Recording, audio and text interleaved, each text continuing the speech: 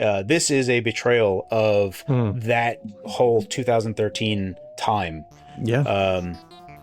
Yeah, I was just thinking that high tech. The PS4 how to share your games tutorial.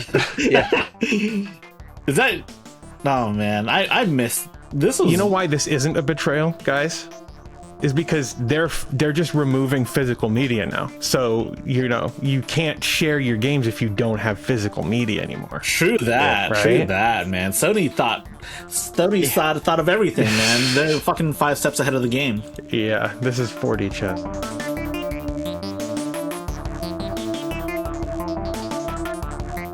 Welcome to Off the Console, the hottest podcast where we talk about tech, gaming, and much, much more. And today, as you can see here, we have special guest, The Fox. Hello. How are you doing, Carrie? Pretty good. Not too bad. Yeah, not too bad. A lot of news happening. Excited to talk with you guys. A bit of it.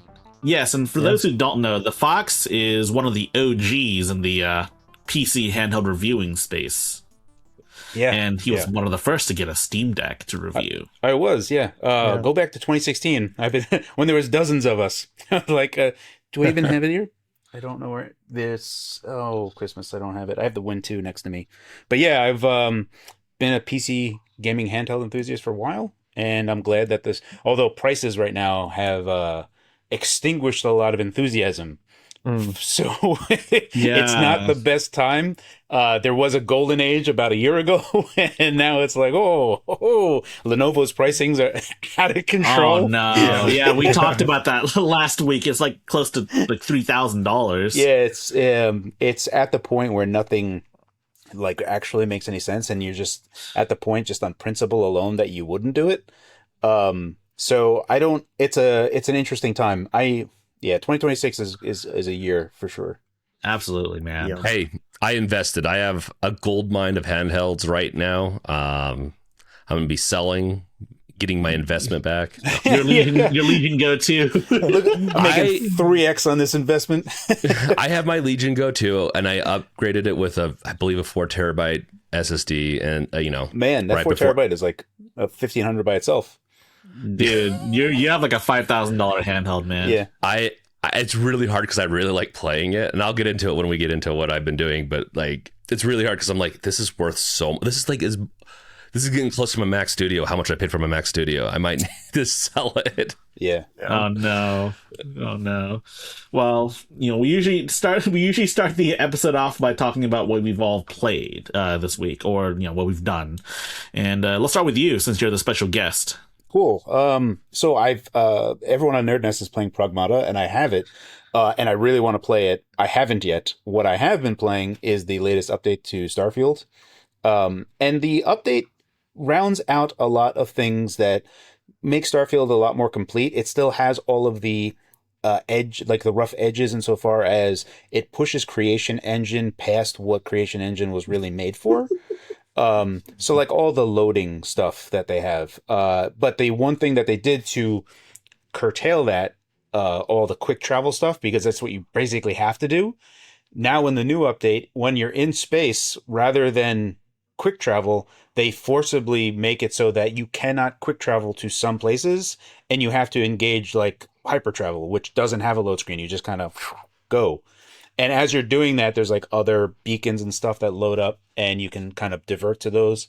There's a lot of cool new story elements. So a lot of the missions are actually really well thought out. It's actually pretty cool. And finally, they added late game stuff, because I had like 2 million credits racked up, and I was like just building giant ships as the only means to spend money. And now they have basically what I hope comes into Elder Scrolls 6 personally. Like there's a lot of loot that is in Starfield that I really like. You could only ever get legendary stuff through quests. But now you can also collect what they call this X-Tech stuff. Initially, you can only get it through going through quests, and then you can invest that into any item to make that item legendary. But it's a roll. So you get a roll for each ranking. So there's like 4 legendary modifiers, and each one costs a specific amount of X-Tech and money, and it's like 250k credits, and then it keeps on getting more and more. So I am broke. I am absolutely broke in this game, and I'm very selective of like, okay, this is my favorite weapon. I want to upgrade this. So it's so expensive that it kind of handles like, oh, the economy has gotten out of control in this, and then they kind of pull it back. So now I'm like scrounging for everything. I loot everything, and I'm selling things like crazy. So yeah, it's an improved update. If you haven't played Starfield before, I mean, if you don't like Bethesda games, then it's not going to be for you at all because it very much is a Bethesda game. But I like it. It's a really good DLC overall, and I'm still playing through it. There's a little bit left that I have before I complete it, but having a lot of fun with it. Is that one that you play after the main story, that DLC, or is it something you can just pick you can up? just go right into it. All of Bethesda stuff are like that. Yeah, Nice, it's typically like that, but I feel like, yeah. Ah, man, I'm going to have to jump back in. I never finished it. I put probably like, I don't know, 60 hours into it, and I got caught up trying to do all this side stuff on the moon. It became so repetitive. I gave up. I'll have to get back into that and play it. Yeah, same here. I mean, it's on Game Pass, right? I need to check how much longer I have on Game Pass. Yep. I've just been mooching off my brother's Game Pass. It's Netflix all over again. I don't mean to. Are we going to talk about Game Pass at all? Like Nitro, including it in this segment? I didn't look at our notes. I think we are. I mean, all right. So I'll wait for that until then. We'll keep up Yeah. with the what games we're playing. Talk. yes. James, what about you? What have you been playing this week? I picked up Pragmata last week because we got talking about it. I'm like, I want to play it so bad.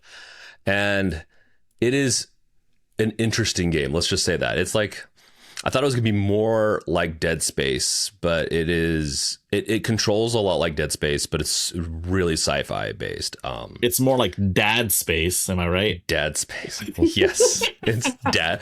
Honestly, yeah.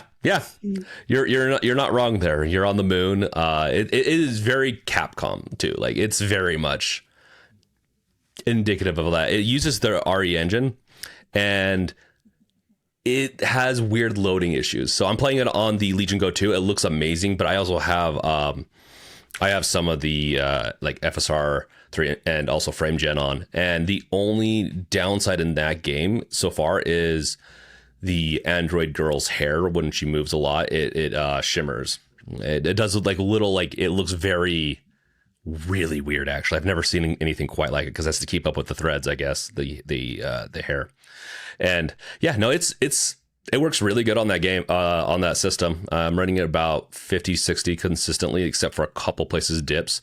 Looks amazing. I'm shocked that it plays so well. But then again, frame gen and some other stuff, I think, and it just looks good too. It doesn't have that typical frame gen issues, except for the hair. I definitely recommend it to anyone that likes a Dead Space like action game. But yeah, no, it's it's really good. I've gotten probably a third through it. I'm thinking I have about 4. It's about a 10-hour game, so I think I'm about 3 or 4 hours into it. I need to get Pragmata. It's good. I like it quite a bit, and it's not too horror. Like, it's not really, like, the concept is like freaky, but it's veiled in a lot of tech and less gore. It's not a Dead Space gore, but it's still pretty good. I'm liking it. And what about you, Gardner? What have you been playing this week? Being the curmudgeon that I am, I've been playing BioShock on my Thor through Game Native. Nice. Ooh, you got it working?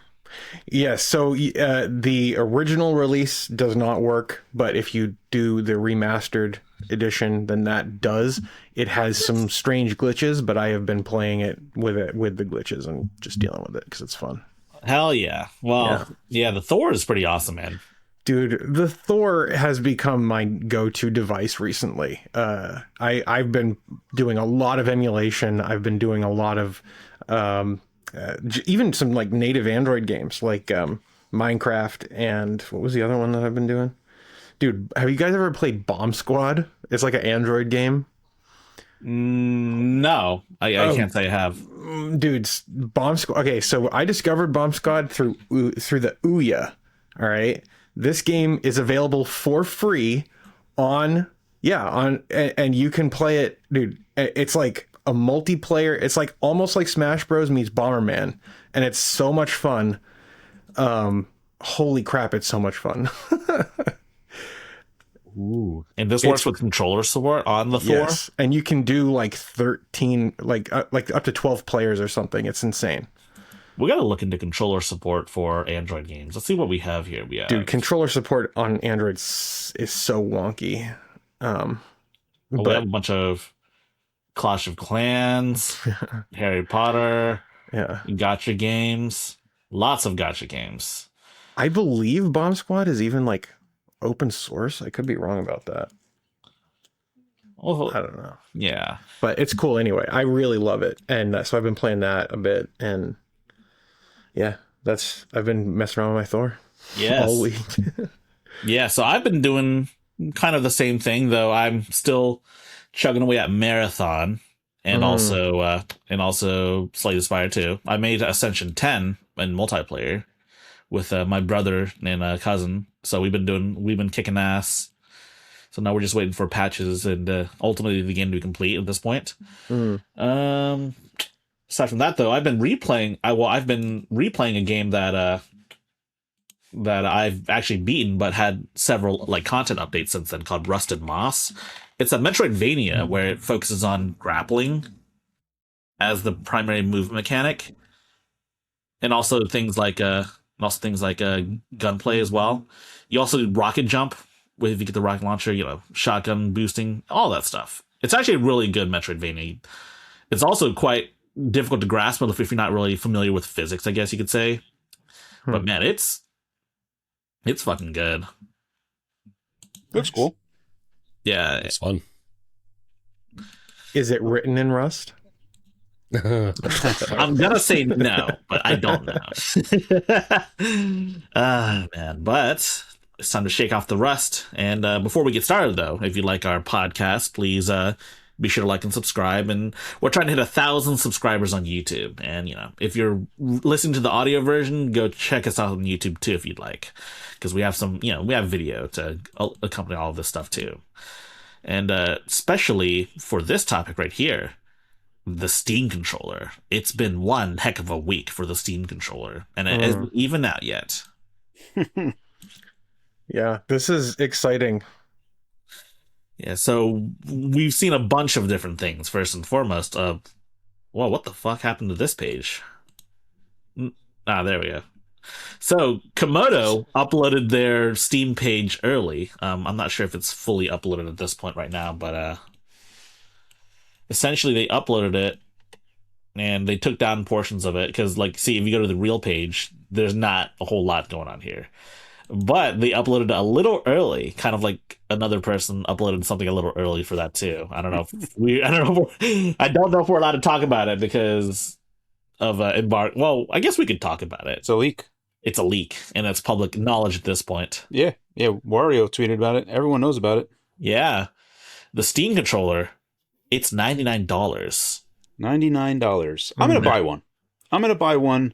I was always gonna buy one, but I know I'm in a side chat, and they also saw the leak as well, and they were like, "I'm gonna buy 4 controllers." And now that they know it's $100, they're like, "I'm gonna buy 2 controllers." Like, all right. I was always one. I think it's fine. I think for a lot of people, we were all expecting. I think I was expecting 70 or 60.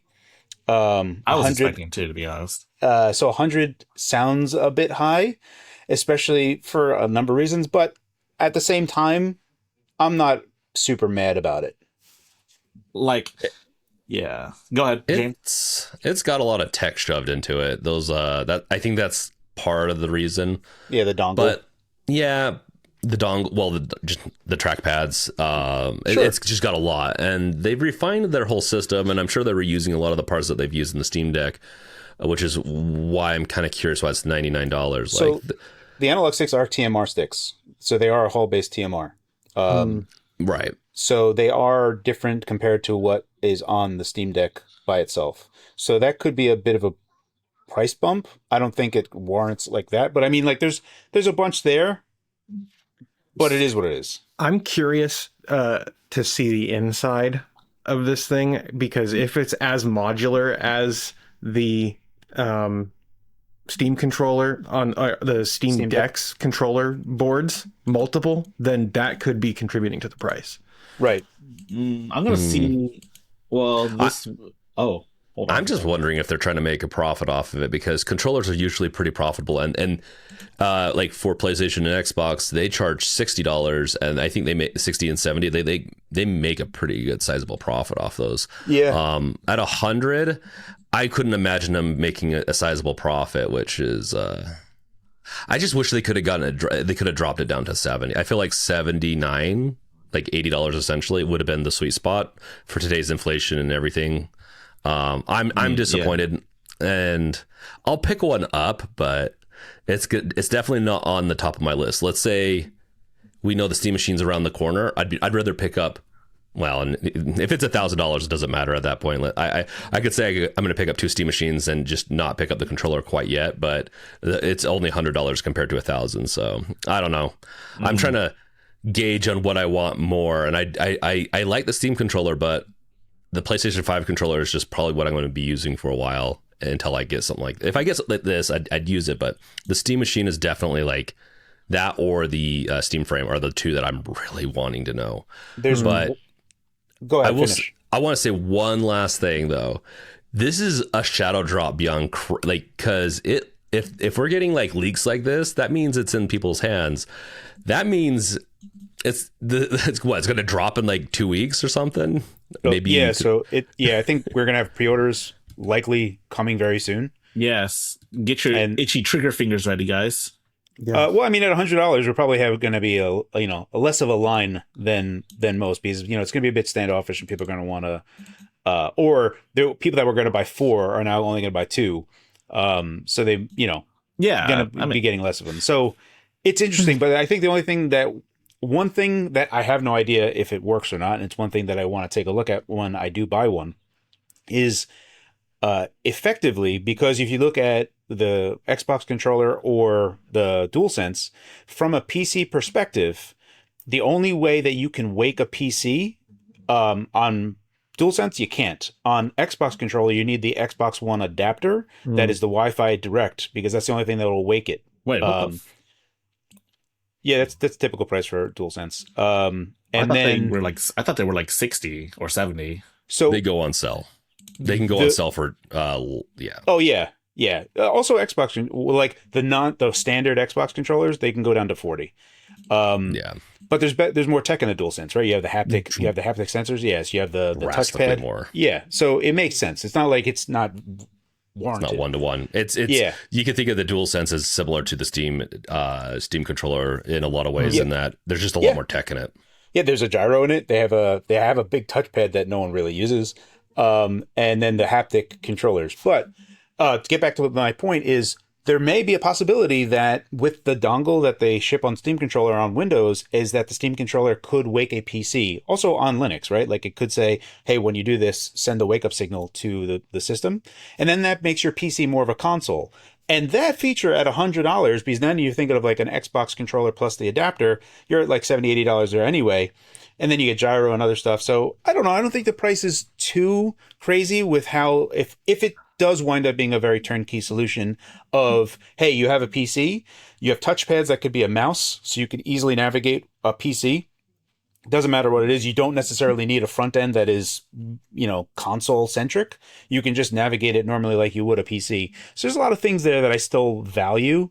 I don't know. I'm not too upset about the price, but I know a lot of people are probably like, oof, that's higher than it was. But they also have controllers like Elite controllers that are like $250, which are in the stratosphere of things that I wouldn't even think about buying ever. Yeah. I will say that as someone who is a Steam, I consider myself not just like a Steam controller fan, like the original one, but like I am a gamepad nut. Like I have, within just reach of me, I have like 8 or 9 controllers from different manufacturers, first party and second, third party and whatever. I love controllers.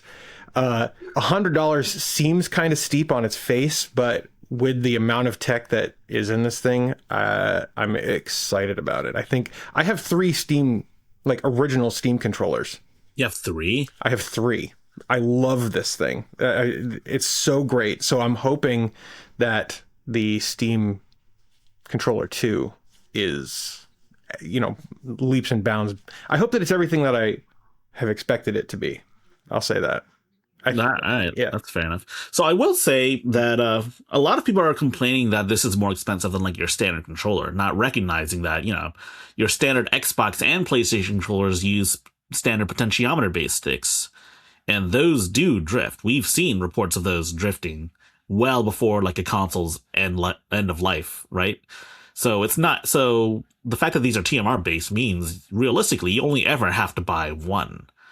And I mean, yes, you could replace the sticks on those other controllers too, but most people aren't going to know how to do that. Most people don't know how to do that, and they would probably break it if they tried. I'm just be honest. It's not too hard. I've replaced some. I mean, but you're not a normal. I know, not but normal people. The Steam Deck's the one that you have to solder, and that's the harder one. To replace the sticks, you can just take the module out on the Steam Deck. On the Steam Deck, the module itself, well, yeah, if you get Hall Effect sticks, you gotta solder off the capacitor. Yeah, that's the touch capacitor part, and swap it out. Well, what I'm saying is most people, when they see that their controllers are drifting, they either deal with it until it's unbearable, and then they buy a new controller. Oh yeah. With this, you buy a Steam controller once; it'll last you until you're like fucking dead. So, I'm sorry, can I curse here? Yeah, of course I can. It's your show, man. Yeah. No, you can't. You can't. High Deck. How dare you? Yeah, like these potentiometers, they're supposed to last way longer. So they'll last you for a hypothetical Steam Machine 2, maybe even the Steam Machine 3 if Valve ever learns to count to 3. So High Tech, let's flip through the images. Do we have an image of the back of it? Because I think we might be missing something in that this is going to last until we die. Well, no. The battery's rechargeable, right? And I didn't see how you remove the battery. Well, so here's some backs. Yeah, we'll see what the battery placements is going to be like, but you'll be able to take it off, I'm sure, and replace the battery. I'm sure it's not going to be that hard, but it's going to be, and it'll probably be easier than a joystick, but it's not going to be lasting your life unless you swap out that battery. I kind of wish they would have made it a little easier to swap out the rechargeable battery, but that's my only gripe, I think, really, with the longevity of it. But obviously we don't have it in our hands or anything like that. I like it, and I will be getting one, but I'm not in a rush to get one, unlike the other two devices that they're coming out with. But right, and I mean, I do like it. I'm excited for all three devices. I think the thing I'm most excited about is the Steam controller, personally. Same. Oh yeah, I'm going to be getting one of these for sure. Yeah. Funnily enough, the Steam Machine is the one thing that I am not terribly excited for, only because it's only exciting if the price is right, and if the price isn't right, then it's not exciting at all. And with current prices, I worry. The Steam frame is second, but Steam controller is out of the bundle, out of the three. And also, now that the Steam controller is effectively what looks like to be by itself, last year's rumor of the bundle price of all three for $1,200 looks like they have like there's a hidden meaning there that's saying that they are actually regrouping on pricing on Steam Machine and Steam Frame, because I think all of us, perhaps I'll speak for myself, it was very apparent that all three of these were going to launch at the same time, and things have changed. Yeah. So I think the real reason why it's $100 is because Valve heard all the people saying that, oh, we're just going to buy a Steam controller and not worry about the Steam Machine. I'm just kidding. But hey, look at this. Here, TMR. This appears to be the PCB. I mean, it's probably accurate. That's one of them. That's one of them, yeah. So that's the main, and they're TMR analog sticks, right? So those are not the potentiometer cheaper sticks. Those are the Hall-based TMR low power sticks. So there was the Hall-based sticks that came out prior that like Ioneo and stuff had, but they were actually pretty bad on power. And then TMR was created by effectively what I am aware of is Gillikit, however you want to pronounce that brand's name. They were the first ones to manufacture TMR.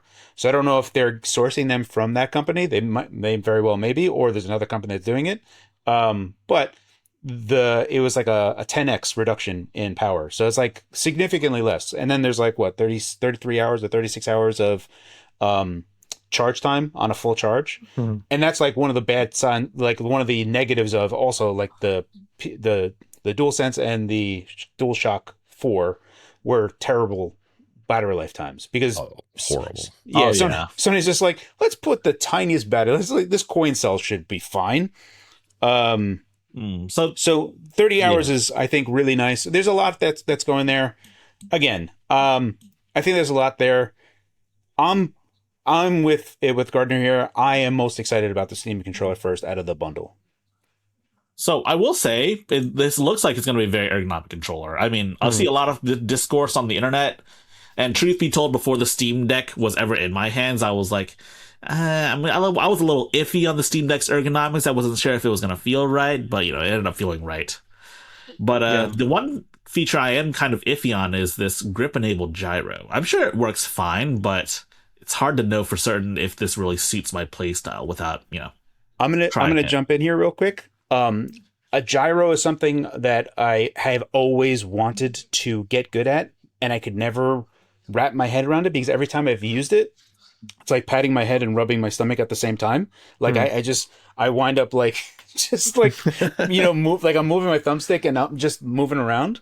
So the grip based thing I've always wanted like I want to engage the gyro. So I've always mapped, especially on like the Ally, whenever I would put iron sights on L2 would enable gyro. And then I would zoom in and then move around, because at that point I could make the distinction in my head that, okay, when I do this, I have to do this. But if I'm always using the right analog stick and then moving around, it always messed my head up so bad.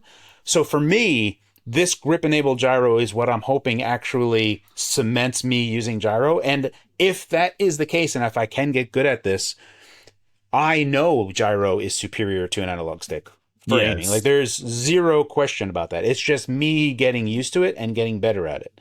So that's where I am. That's why I am actually the most excited about the Steam controller.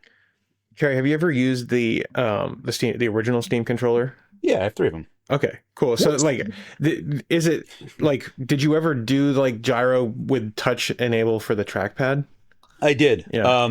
And I never really liked, because it never had the full complement of controls. It was like so heavy trackpad for doing everything that I never really it was just such a foreign alien controller to me that I had tried using for like days straight, and there was just a hard blocker for me. And then I just went back to, a standard Xbox controller for PC use. So I will say the one thing I do miss from the old Steam controller, the original one, is the dual stage triggers. Yeah, which I don't believe these have. So I mean, you guys know what I'm talking about, right? Oh yeah, yes, yeah. So for the audience that don't know what we're talking about, so the original Steam controller had like 2 stages for each trigger. One stage is like the analog motion, and then when you like get to the bottom of the analog, you can actually press it down for like another input. It's kind of like a GameCube controller in that regards. Yeah, there was an analog pull, and then there was a digital click at the end. And I really do miss that. I really liked doing that for like, the stated example that Valve showed, which is like using the first stage for like aiming down sights and then pressing it down to actually fire. Or, if you just want to hip fire, you just mash it down all the way and it skips the aim down sights step for like FPSs. Yeah, I wouldn't be surprised if there's a haptics based way of emulating that. I mean, I'm sure there is, but I mean, I don't know if I mean, I'd like to see how good this high def rumble is. I'm sure it's better than the Steam Deck for sure. Yeah, I think the big problem with the Steam Deck's rumble was the fact that there was so much weight, like so much mass to the Steam Deck. I think that this should be better. I'm hoping. Anyway. Yeah, and I think all of the haptics came from the trackpads on the deck, and it's a huge device. So this is. I think it was just also weaker. It was like pretty notable weaker. So high tech. Can rumble. You go back to that previous one that you were on? The rumble. Yeah, that guy. Yeah. Does this thing not look like a Duke controller? Yeah, a bit. I'm sure it does. How do you guys feel about the apologies, you go first. No, you go ahead. How do you guys feel about the synchronous analog sticks versus async analog sticks? Are you guys preference? I am async preference because it's analog dominant for me rather than D-pad dominant. But that's just my preference, and I don't know if they did it because of the D-pad would just be right next to the trackpad, so it just kind of forced them to do synchronous analog sticks. I almost feel like the design of it, I haven't held it in my hand, so I don't know, but I almost feel the design of it, I am going to be, just because the trackpad is actually going to be closer to my thumb, more using the trackpad than that left analog stick.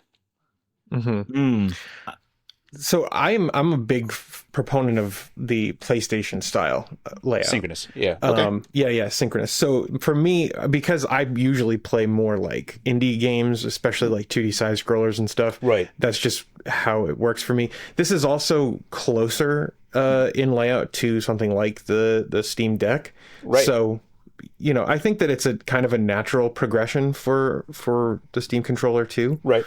But I'm sure it's going to be completely fine. Am I tripping, or are these like close to the same size?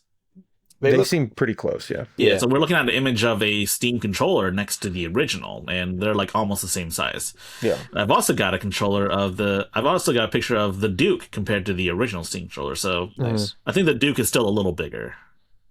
A fair bit bigger, actually, now that I think about it. Especially towards the middle. I was never a big Duke fan. I always liked the S controller from the original Xbox. Oh, yeah. And the series is now what my preference is, especially the dome-based D-pads on the D-pad. I'm fine with it. I mean, again, for me, what this is going to excel at is if I can wake a PC, can I use the trackpads as a mouse in regular desktop use?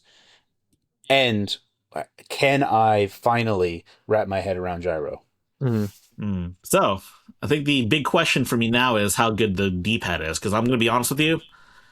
I think the Steam Deck's the OLED's D-pads I feel like are worse than the original. In my opinion. Really? I'm not sure why. Well, actually, no, I'm thinking of a different. No, I'm thinking of the Legion Go. Never mind. Yeah, the Legion Go's D-pad is not great, in my opinion. No. I am, dude. Almost all of everything I play on my Steam Deck is D-pad based. I almost never use the analog sticks, and when I do play a game that would use the analog sticks, I'm usually using at least the right trackpad rather than the analog stick. I mean, Valve does generally do a good D-pad because Pierre Luger Fay, Plagman, is a fighting game guy. He's a M. Bison main in Street Fighter. If you look at his images, you see like murals of M. Bison, and he actually plays a pretty decent Bison. I've seen video footage of him playing games, playing Street Fighter. But yeah, I trust the D-pad will be good, but we'll be stress testing it. And I know Rich is also into fighting games. He hasn't played in a while, but we've spoken. He plays a lot of He's played a lot of fighting games in the past too. I know Russ likes to do his little Hadoken and Shoryuken test on his various D-pads too, for all sorts of devices, not just these controllers. But yeah, Steam controller coming soon. It's $99. It's a little more expensive than I was hoping. I will admit, I was really thinking it would be like $60 or $70, like most people. Yeah, I plan on getting 2. That's my plan. Why not 3? You can have 3 old controllers and 3 new controllers. Yeah, maybe. We'll see. I'll be picking one up. I just don't. I don't know if I'll fight the lines for it, but we'll see. I always get excited. I have everything except for the OG Steam Machine from Valve. So well, the thing is, you also have to fight scalpers too. Yeah, that's what I'm most worried about. Is I don't know. I mean, if they do that reservation system, then real gamers should have access. But scalpers have wisened up. Yeah, scalpers have wisened up to Valve's game, and they've bought a game in like the last year, probably. If they're buying one right now to like get ready to scalp stuff. They have farm accounts, but we'll see how bad it is, because it still is a better system than what we have in other places. So it will still help narrow it down. It really depends on how much is available for the controller. Like, meaning like how many what's their inventory like? and I am excited for the controller. It might not sound like I am. I am. I really do like the OG one. I have quite a bit, but and I really like where the joysticks are on the Steam controller. I really do, because I think it's gonna, to get to the trackpads, it's gonna crunch my thumbs up a little bit. It's gonna be stretched perfect for those joysticks. But yeah, we'll see. Yeah. We'll see Battle Day. That's the true tell, is what Battle Day will look like. And on the topic of Steam controllers, the Steam Deck got a new beta update showing improvements for controllers, wireless controllers, including battery indicators, low battery notification, other controller fixes. Here, this is what it looks like. This is what it looks like. Interesting.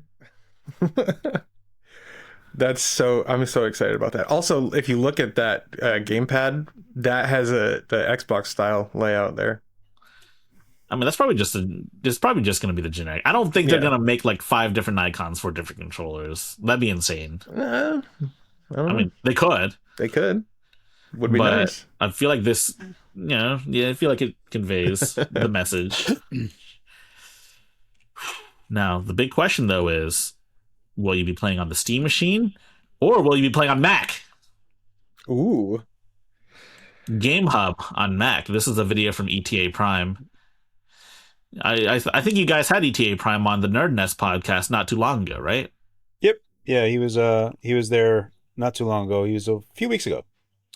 Yeah, so for those who don't know, GameHub is another application that you can use to run PC games on Android, and now apparently Mac.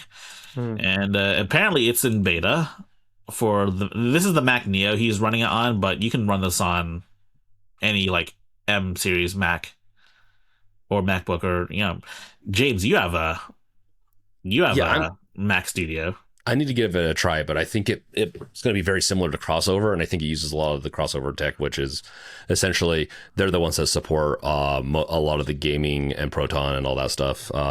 So that's how they make their monies, through Crossover. Yeah.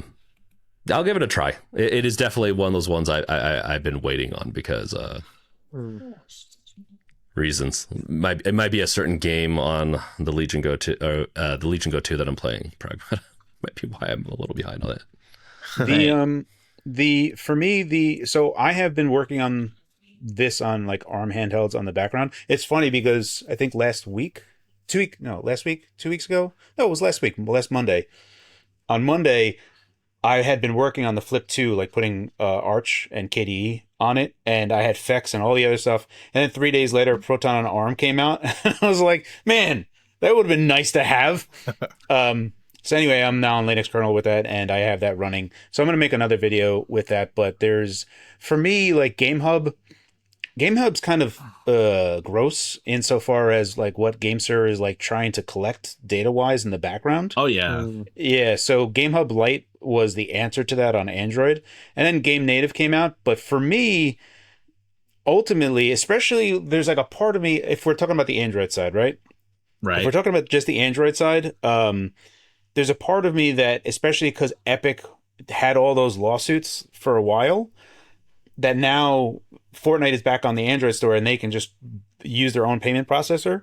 Valve has that access now. So at what point does the Steam application on Android just install PC games with their entire layer? And you can just buy and do whatever you want through the Steam app? That's what I would hope for. And I would rather Steam do the same for Mac as well. Like here we have Proton for ARM and all the other stuff. So here you can go install PC games on your Mac now, rather than like, these are all, fine things. Like if you absolutely must use Game Native or GameHub or whatever to play PC games on Mac, I just don't like GameHub specifically just because of how kind of gnarly it is with what it's trying to collect. Yeah, absolutely. Yes. Yeah.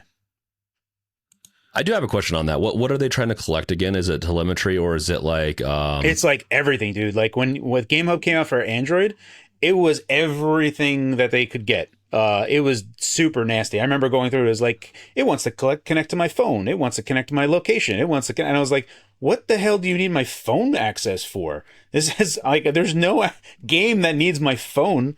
So it like wanted my contacts. It wanted everything. And I was like, no. So And is it an approved on the App Store? No, it's right now. No, this is all. This is. I mean, on Android, you have to sideload it specifically from their website. I kind of figured because you're mentioning these permissions and everything, and who knows how they're doing everything. I haven't looked at it's open source, right? Or is it closed? GameHub is. Oh, sorry. Go ahead.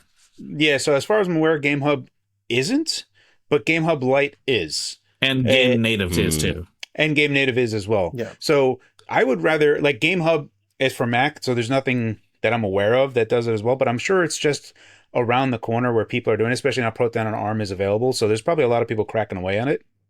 But again, it's like, okay, this is kind of a neat thing, but it's still super gnarly and like how they're doing it. And there's a lot of better ways to do it, especially because like GameHub initially was using like Box 64 and stuff instead of like, so you can just use FEX, and then you can use the ARM EC libraries that Windows has directly. So you have native compiled ARM for Windows libraries, and you just use those instead of using emulation for that. So the emulation path is actually reduced significantly with the FEX layer, like the full stack FEX layer. So you really want to get to that part without doing all the garbage of like not the best path. While it can work, it's not going to give you the best performance. And also, so that's just my opinion. Obviously, feel free to do whatever you wish. Yeah, I would warn people, like, if it's trying to access your contacts and everything like that, there's two paths. Either they just don't fully understand how that permission structure goes. Like, if they were submitting to the App Store that, they would get rejected in a heartbeat. The App Store is very restrictive on what you can access, and you have to have really good specific reasons to access the more sensitive stuff. But yeah, I'd be very cautious with that type of stuff. It can, even if they don't have bad intentions, and once again, that's why I'm like, I haven't seen the code yet, but like a package they're using, if they're using Python, JavaScript or something like that, can get compromised. And there was a big compromised leak like in the JavaScript world a couple of weeks ago, where they could pretty much, like with a library, man in the middle kind of stuff, grab whatever. So if they have your contacts, they can email all of them, or if it's email or phone, they can go out and start phishing under your name, essentially. So you got to be careful with all that stuff. Just a little warning out there. Mind you, I'm only speaking to the initial Android application for GameHub. I don't know what the Mac version does, but if they were also, not for nothing, GameSir did this with Switch emulation on Android as well. When Switch emulate, they were the first Switch emulator to come out on Android, and they also had all of those slimy asking for everything permissions. So this is Egg NS, right? Egg NS, yeah. And I remember when it came out, I was like, "This is gross." And then it got better. So I do want to put a little preface that it can just be lazy development. Early on, you want to allow as much as possible. I've been there, but usually, if you're going to be launching at this point. Because I like to give a little bit of leniency, a little bit, but like if you're launching at this point, you should be removing those things. And if they haven't done that yet, that's a huge call out that something's going on. Yeah, I mean, it seems like a repeated pattern at this point. So yeah, they make good controllers, but their software, it's giving. Reduce your permissions. Reduce it now. Like if you want to show goodwill, reduce it now, and then okay, cool, it was a mistake or whatever. But if they don't reduce it at this point, it's malicious in my. They reduced some permissions last I recall with GameHub, but not all of the permissions to my knowledge. And honestly, you're honestly just better off getting GameHub Lite or Game Native. I believe Game Native is like exceeded at this point. Like I use Game Native now. That has Steam Workshop support now. Right. Yes. Yeah. So. I mean, and the reason I also ask this too is that I've built some launchers. I built some stuff that has a little bit of this layer underneath it before. I just don't release stuff because I'm too much of a tinker and like to move on. But yeah, they another reason they could, like with GameHub, be asking for they want to include a friends system in there, maybe a chat system. There's a good reason for something like that, but it's preemptive to ask for that stuff. Yeah. It's Game Native. So what is the relationship between GameHub and Game Native? Is there much? No, Because I haven't dove into completely this. different. They're different ways. They do effectively the same thing, but they're different.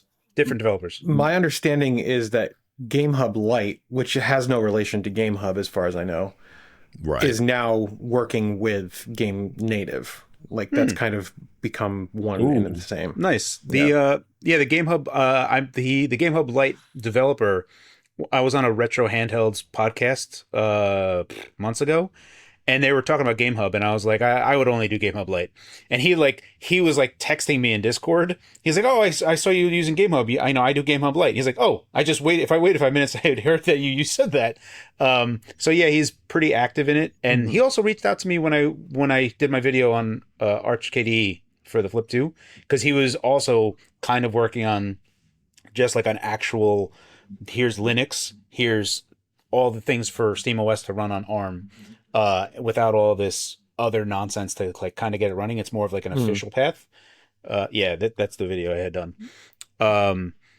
So I had gotten everything running on there, and everything worked. So I had to do all the plumbing for the touchpad, get Wi-Fi running, brightness, sleep, and all the other stuff. But I only got to, like, I had FEX on there. I had all the ARM EC libraries from Windows on there. That's just Dolphin that it was compiled on there. Ran just fine. So all of the stuff is there. And I was just basically trying to get to a point of working towards it. And then 3 days later, Proton on ARM came out. And I'm like, God. If I just waited just a few days, I could have had a more complete video. Well, hey, man. It gives you a chance to make a separate video for ARM for not just emulation, but like, Steam. Yeah.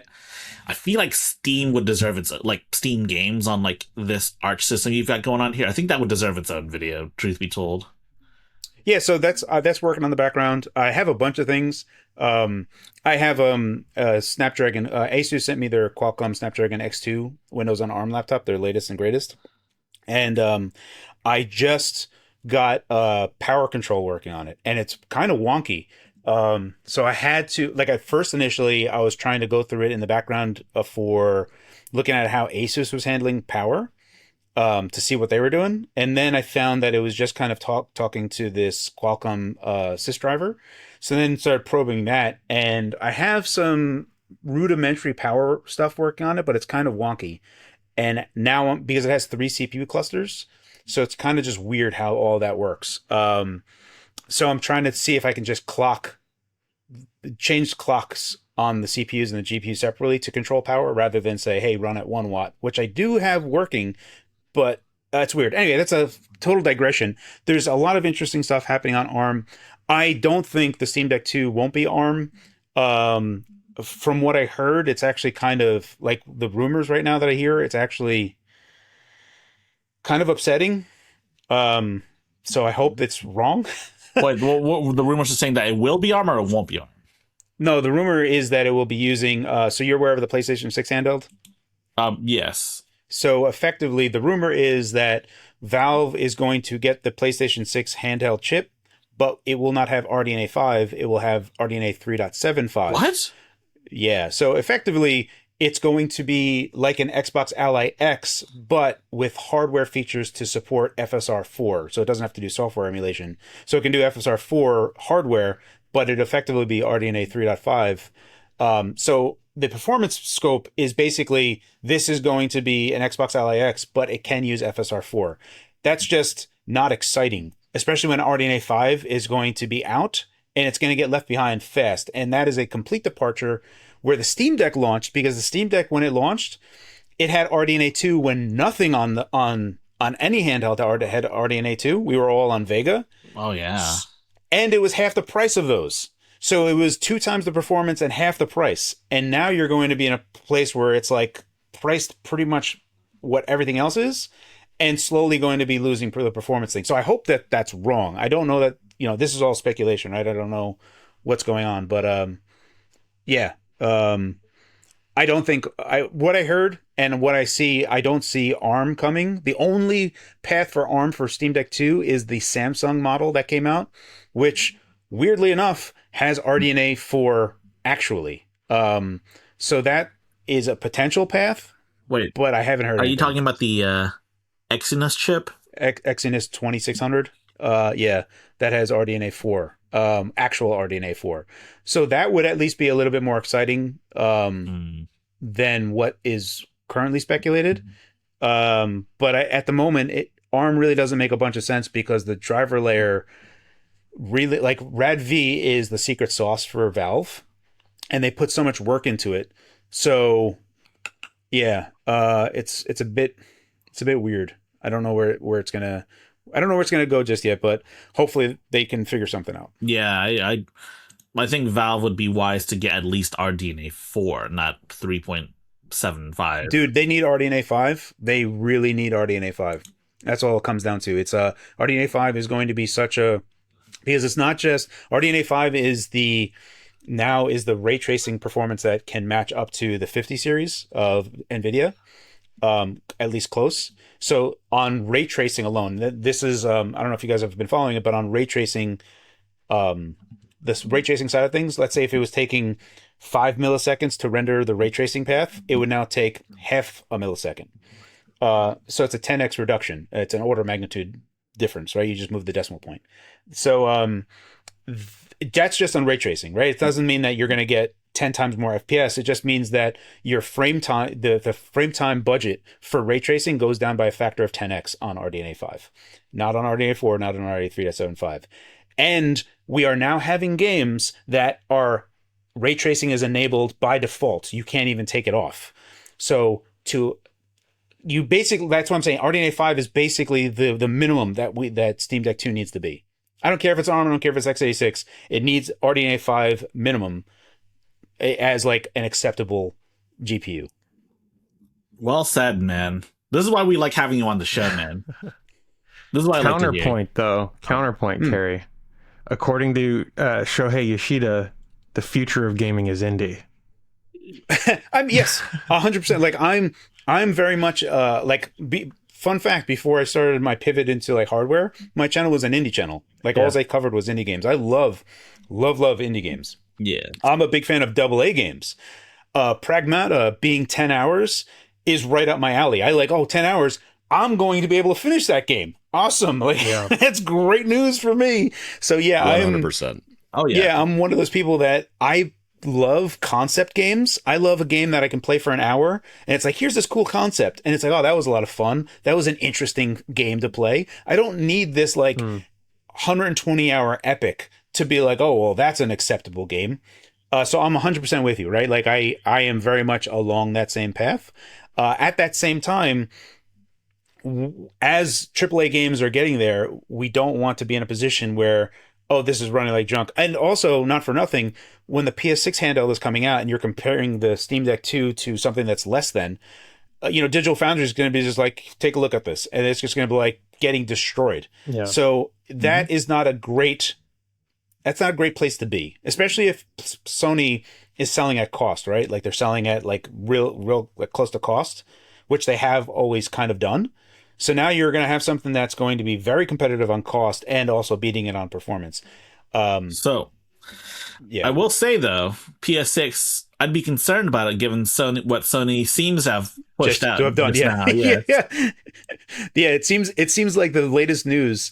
It does in fact look like they're gearing up to be like this is for the handheld side of things, right? Like you need to call home within 30 days to relicense your application. Well, currently it's only visible on the PS4. We can't see on the PS5 just yet. You don't there's no remaining time left here. But from what Modded Warfare here theorizes that this is primarily there to combat like exploits, namely the ability to jailbreak your PS5, basically.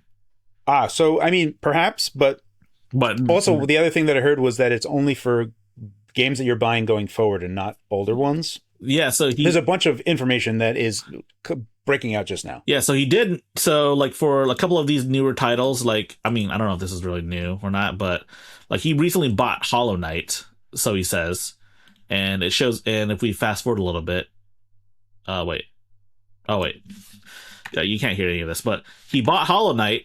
It has an expiry date. But he bought Uncharted like 10 years ago. No expiry date.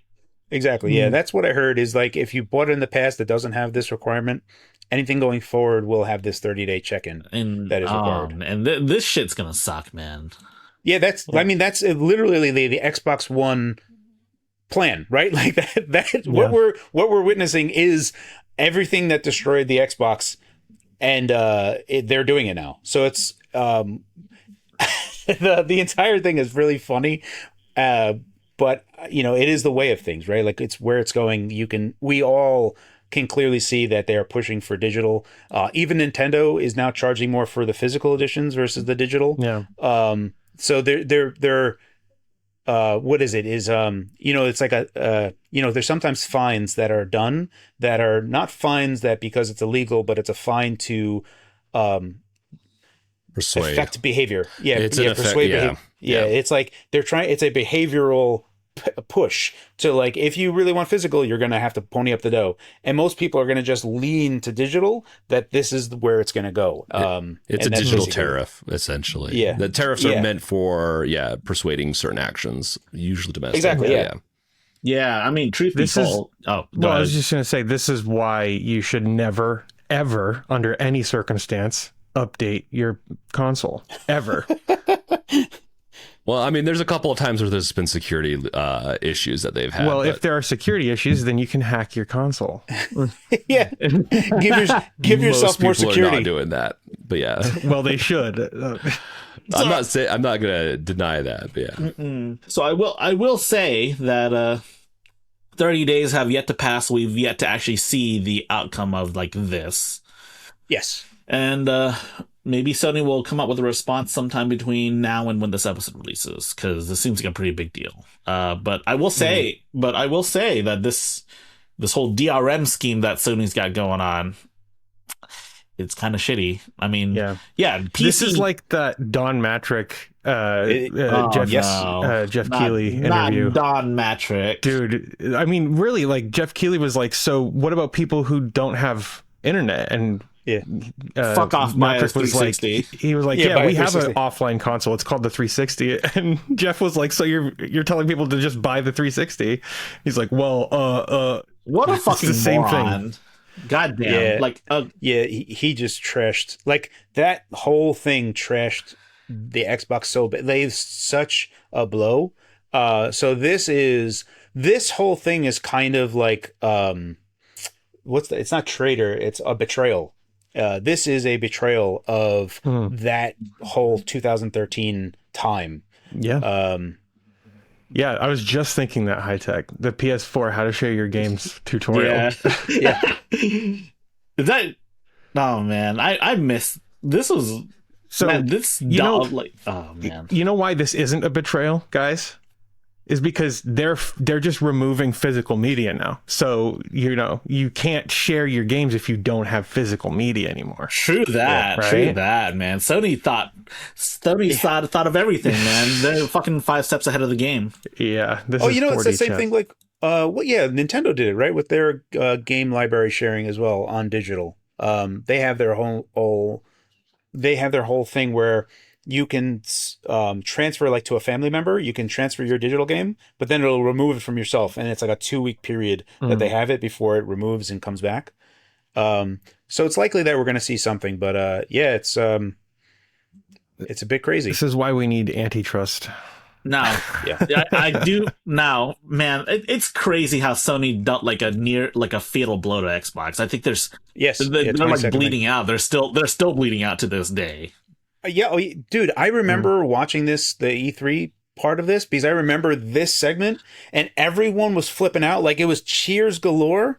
Yep. And exactly right after this segment in E3, they were like, oh, also PSN is now, PSN requires online is now a paid for service.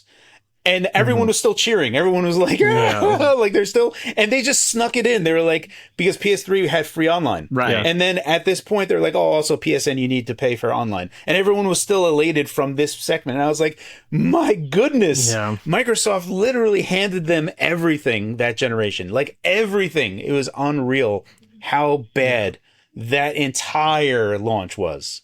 I think this is just proven that we're going to be having more regulation. Once we have a saner administration, I won't go into that much, but like I think we'll have more regulations as more antitrust issues occur on the consumer side. It's just every year it gets worse. What a time for Sony to do this when Stop Killing Games is happening in Europe and it's happening in California, right? Like this should be like base level, just illegal under Stop Killing Games, right? Yeah. So, I mean, there's gonna have to they're gonna be like, okay, well, we're getting away from physical, right? Like, let's just say that's a foregone conclusion. It's going to happen, which means that at some point, the whole digital landscape to allow a more physical will they say, okay, you can sell your digital games. You can sell your like here, you can, you have to have that ability. Like, here's my license. I am offering it for sale, just like I had the physical for sale. And I'll put it on to a used market, man. Right. Like, if they can bridge the gap of making digital like physical, I think there's a middle ground somewhere, but it's crazy times right now. It's like what we all feared is just slowly happening. Like everything's just getting boiled. I think the biggest thing is I just want to be able to have access to my games after a certain point. Let's say they want to shut down the store like they doing with PlayStation, like the older PlayStation devices. They just shut that down. I want to be able to have my backup and be able to use it wherever I want to use it. And that is based on a CD key back in the day. Like I just, man, that's look at how it has to be. Look at their shit-eating grins on their faces. They know they just murdered Xbox and got away with it. Yeah. Oh yeah. Yeah. Oh man. But like PC is infamous. Like one of the things console gamers will talk about shit on PC is that PC has a bunch of DRM and shit like that. And this is the same shit PC is doing. But like, yeah, if people must have not been using Steam's like offline for a while, because you can go offline for Steam, from what I understand nowadays, indefinitely. Like you can stay offline, and as long as you're not playing a game with like Denuvo or something, you can play your indie games. Theoretically, like your Steam Deck could be taken offline like from this point on, and you'd still be able to access all of your installed games, like all of your installed games without Denuvo, of course. Yeah. Right. But like this new PlayStation policy applies to not just AAA games that would probably have DRM, but like all like indie games as well, which is extra fucked up. So what is the perceived thing they're trying to prevent with this 30 days? Is it like pirating and stuff like that? Because that's never been like a major issue. Well, that would not make any sense, because if you pirate your games, it's just not going to have this check in it. Yeah, I know. That's why I'm curious what they're trying to prevent with this by having to be online for 30 days. Well, I mean, modded war, like the primary source here is modded warfare, and his theory is that some of these games do have like exploits that let you essentially jailbreak a system to enable piracy to begin with.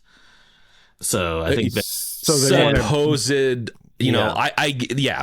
no, I mean, they've been putting probably more money into trying to fight piracy than they've ever lost money from piracy. It's always been the case. It's just always interesting what lengths they'll go. And with this could just be another like step up to having more control of, you rent the games, you don't buy the games.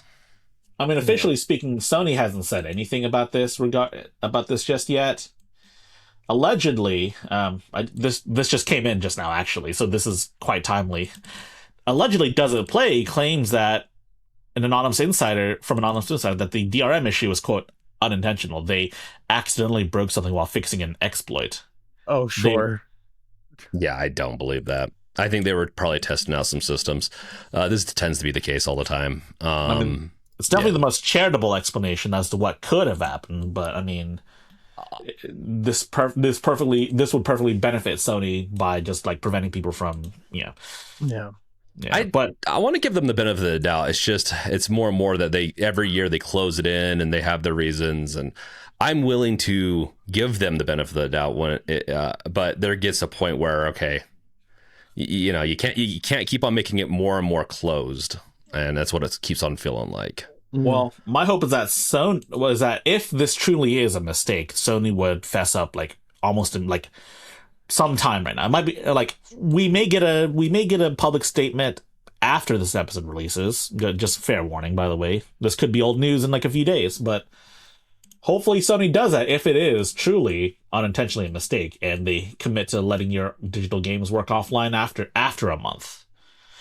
But of course, we do see some movement from a certain Shuhei Yoshida, a former legend in the PlayStation scene. In fact, he wasn't just a legend, he was, for a time, president of SIE's worldwide division and also PlayStation Indies as well. So he talks about a couple of things. He's talked about how gaming's future is indie and not generic AAAs. And there was actually another article that talked about another thing he talked about, namely how Sony would serve to benefit from putting games on PC. Maybe not day one, but certainly like after the fact, due to how expensive games are. Yeah, I mean, for me, I'm likely going to get the PS6 handheld. But the only games that I bought on PS5 was I bought a PSVR 2 because it was cheap. So I have Horizon Call of the Mountain, which is only there. I have GT7 again, which is more for PSVR 2. And then I bought Astrobot because that was the only game I actually wanted to buy. And for every other game that's out there, they did come out on PC, so I just was waiting for them to come out on PC. And I think more, even though it seems like all the reports that we've seen is that they're pulling back on single-player games going to PC, I think I'm just going to draw a line in the sand myself and just not buy it. Like, I'll get a PS6 handheld, and I'll wait until it's $10 or $20, and I'll wait until that happens. But I'm not going to buy it day one, and I'll just wait for PC forever. And if it doesn't come, then it doesn't come. Fair enough. I think that's a good way to do it. It might hurt them a little bit. I think if they pull away from PC, they're going to see their sales drop. I think they will. They could be pulling away also for their big console launch to make sure people buy the console, buy all the games for it, get an influx. But it's not like consoles are profit leaders for them, the hardware itself. It's the control that they have over the ecosystem, and they make a lot of money off of the licensing. I think both. This is the genie in a bottle. You can't really put this genie back in its bottle. And both Xbox and PlayStation have put games on PC.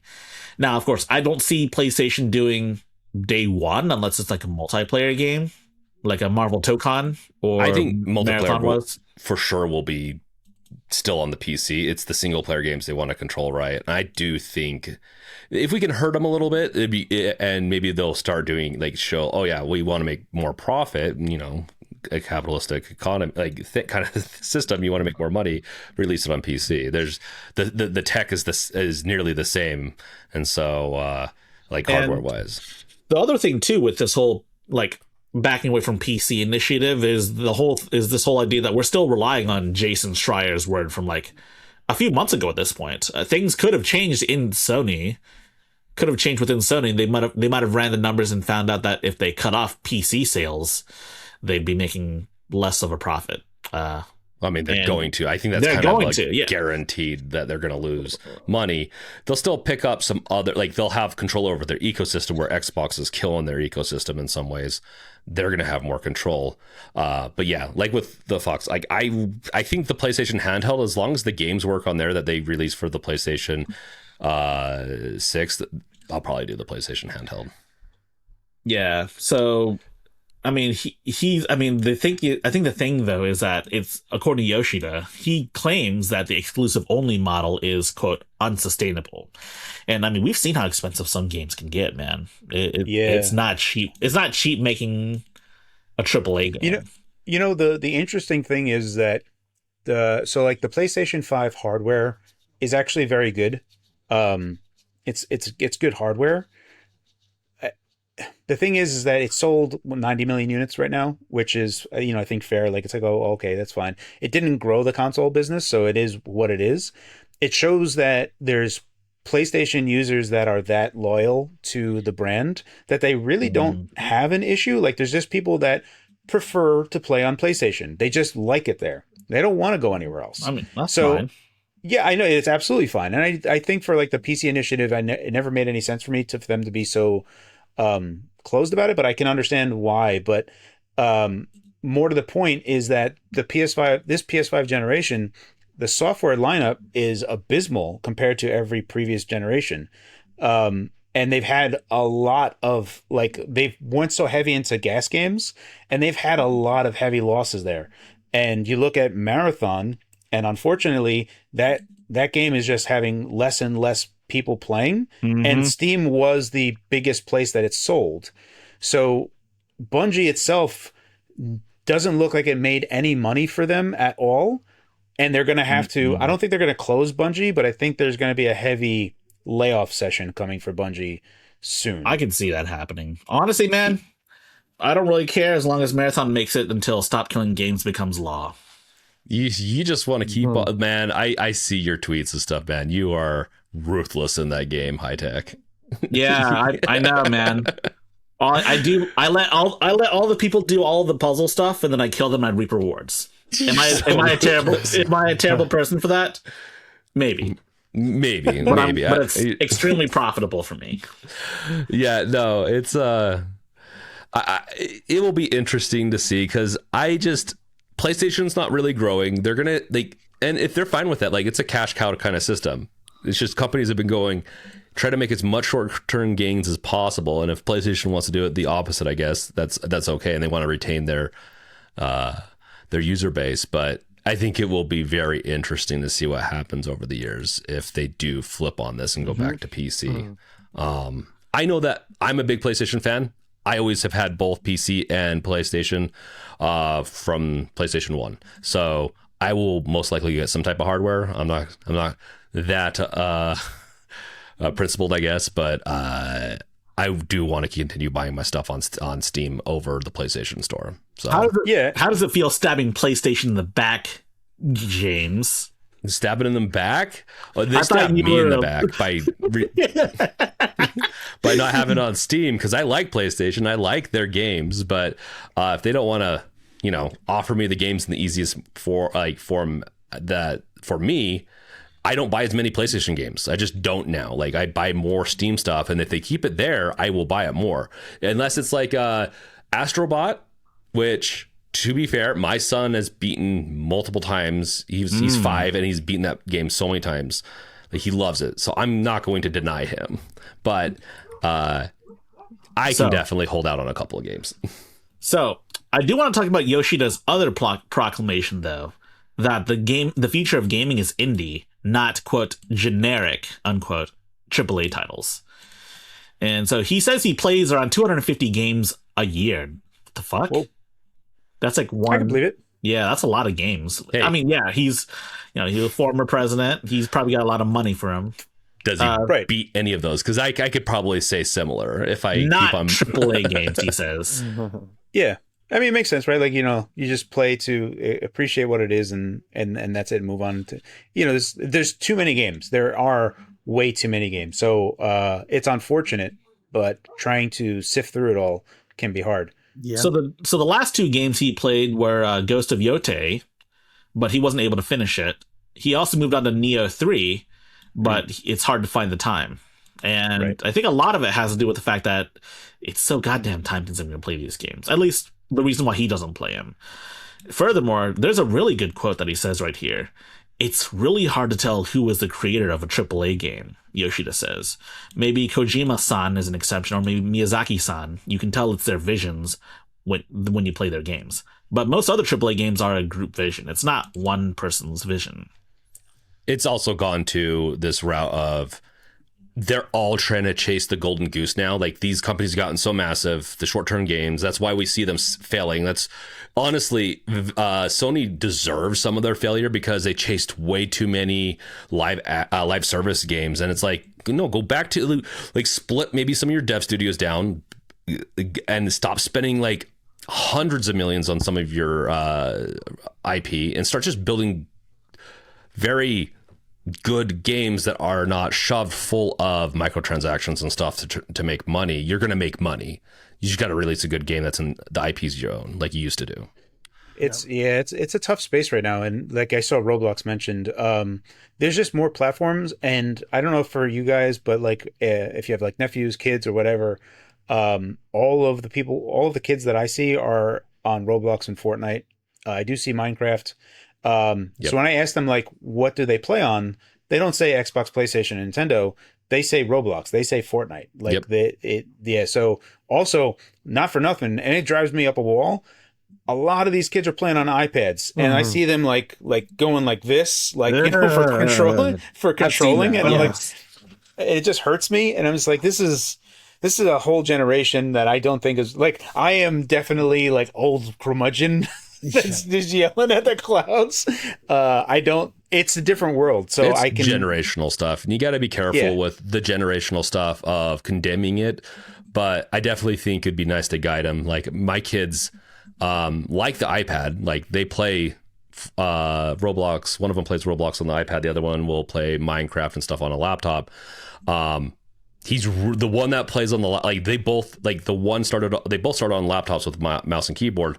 And it's crazy at 5 years old what they can do. Like watching my kid play Minecraft, he is drastically better at that game than I am.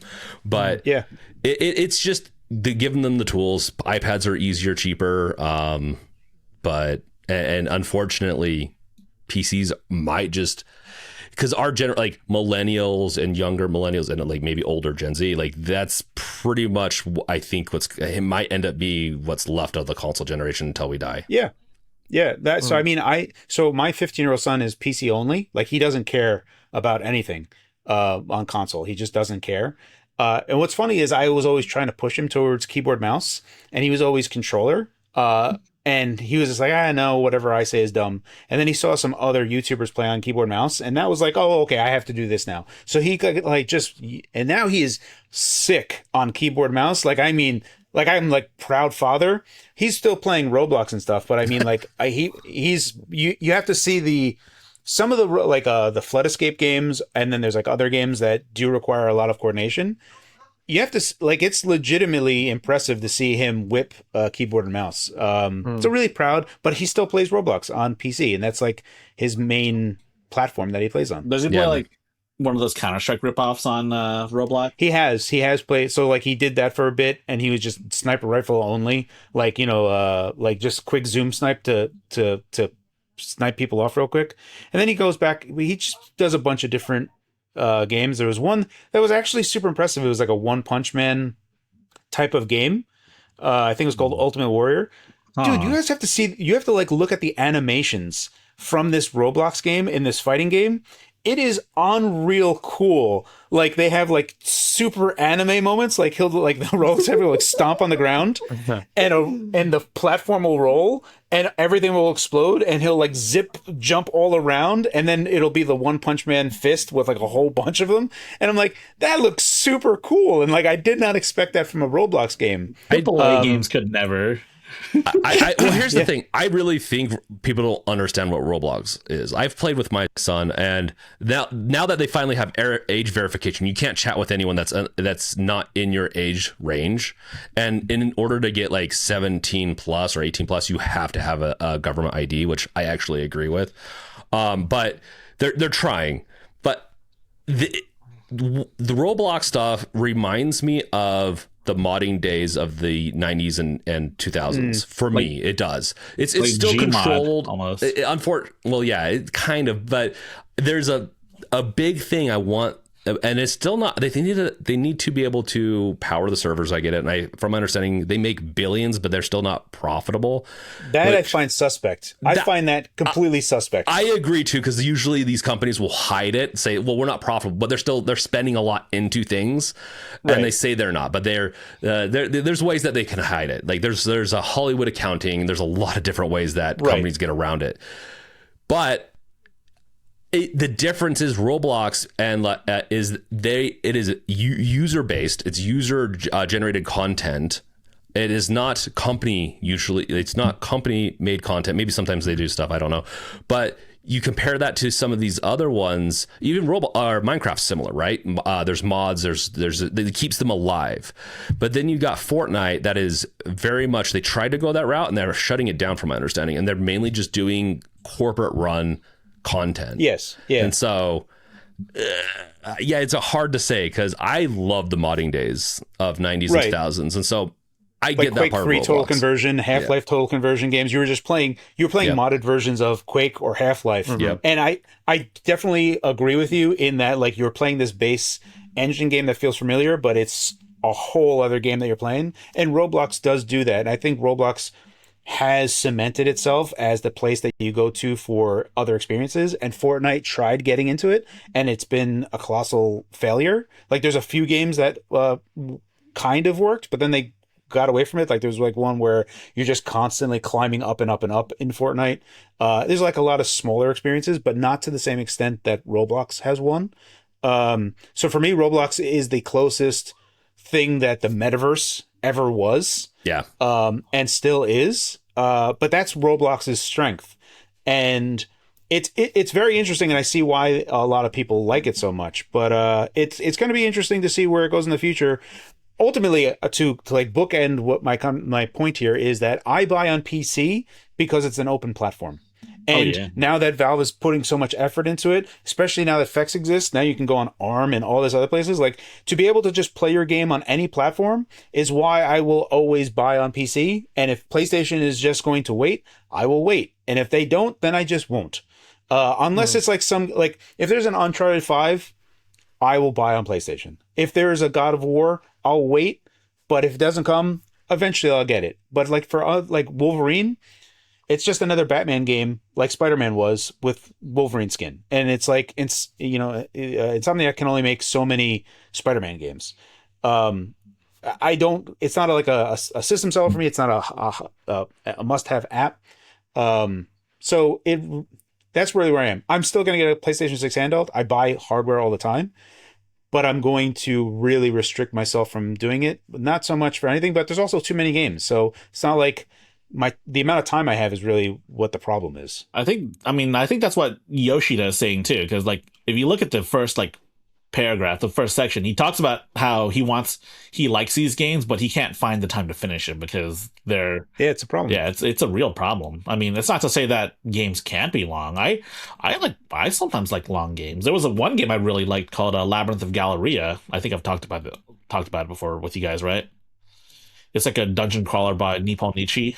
Yeah, it's 100 hours minimum to beat it. Oof. But that was a good fucking game. I was engaged the entire time, except for like the last part, which was like a super slog. But I mean, I was towards the end, so had to finish it. Yeah, I think that's where the AAA games should go into more, is longer games that are really high quality and put that budget somewhere. But it is weird to have like I wonder how much Pragmata took to build, because like I'm playing it, I'm like, oh, it's unique, but like how much was this? Like I don't feel like it needs to be a high budget, and you should be able to play. I mean, the game got fucking delayed like 3 or 4 times, right? I think it was supposed to. Oh, really? Yeah, there were a number of delays, and there were times where people didn't even know if the game would release because they had indeterminate like delays.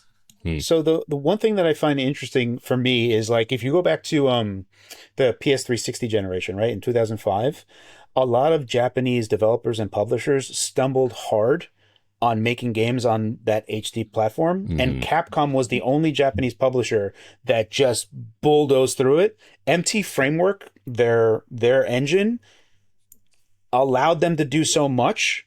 They killed it during that generation, and then during the 2010s, they kind of petered off. But now that the RE engine, the Reach for the Moon engine, has kind of like come to a more stable place, we're really starting to see that resurgence of Capcom's earlier MT Framework days on this now new RE engine, because they're like putting out banger after banger on this engine. So I feel like they have finally hit their stride. So I'm super happy with Capcom right now. I feel like Capcom's back in its strength. I'm just really happy. Like Pragmata is awesome. Like I hear nothing but great stuff about Pragmata. And then the Requiem that just came out is a stunner. Like looks fantastic. It plays good. I haven't tried it on the Steam Deck yet, or any of these like the newer RE stuff. But like, and with frame gen, because you can do frame gen on the Steam Deck now through mods and stuff, you can get it to look pretty good. But I will say one thing with the RE engine is that they need to work on their loading states, because if you start running, I love to run because I'm always like, because I'll go back and like pick up old stuff, because that's the nice thing about this, is very replayable. You go back and unlock new areas in the game to pick up new like abilities and all that.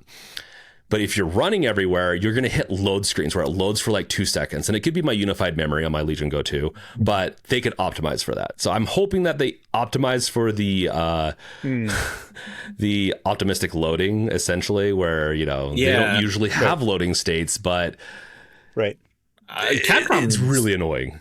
Yeah, man, Capcom's been killing it, except for the 2 open world games they released, Monster Hunter Wilds and Dragon's Dogma 2. Now, word has it that there was like some sort of unannounced update that happened like maybe a few weeks ago that was 77 gigs. I'm hoping they fix Dragon's Dogma 2 because I really liked the game, but like to a degree, but like there were like some issues that I couldn't overlook like towards the end. Square Enix shut down a content creator for harassing Final Fantasy 14 staff. And it's not very often that we see this happen in the West.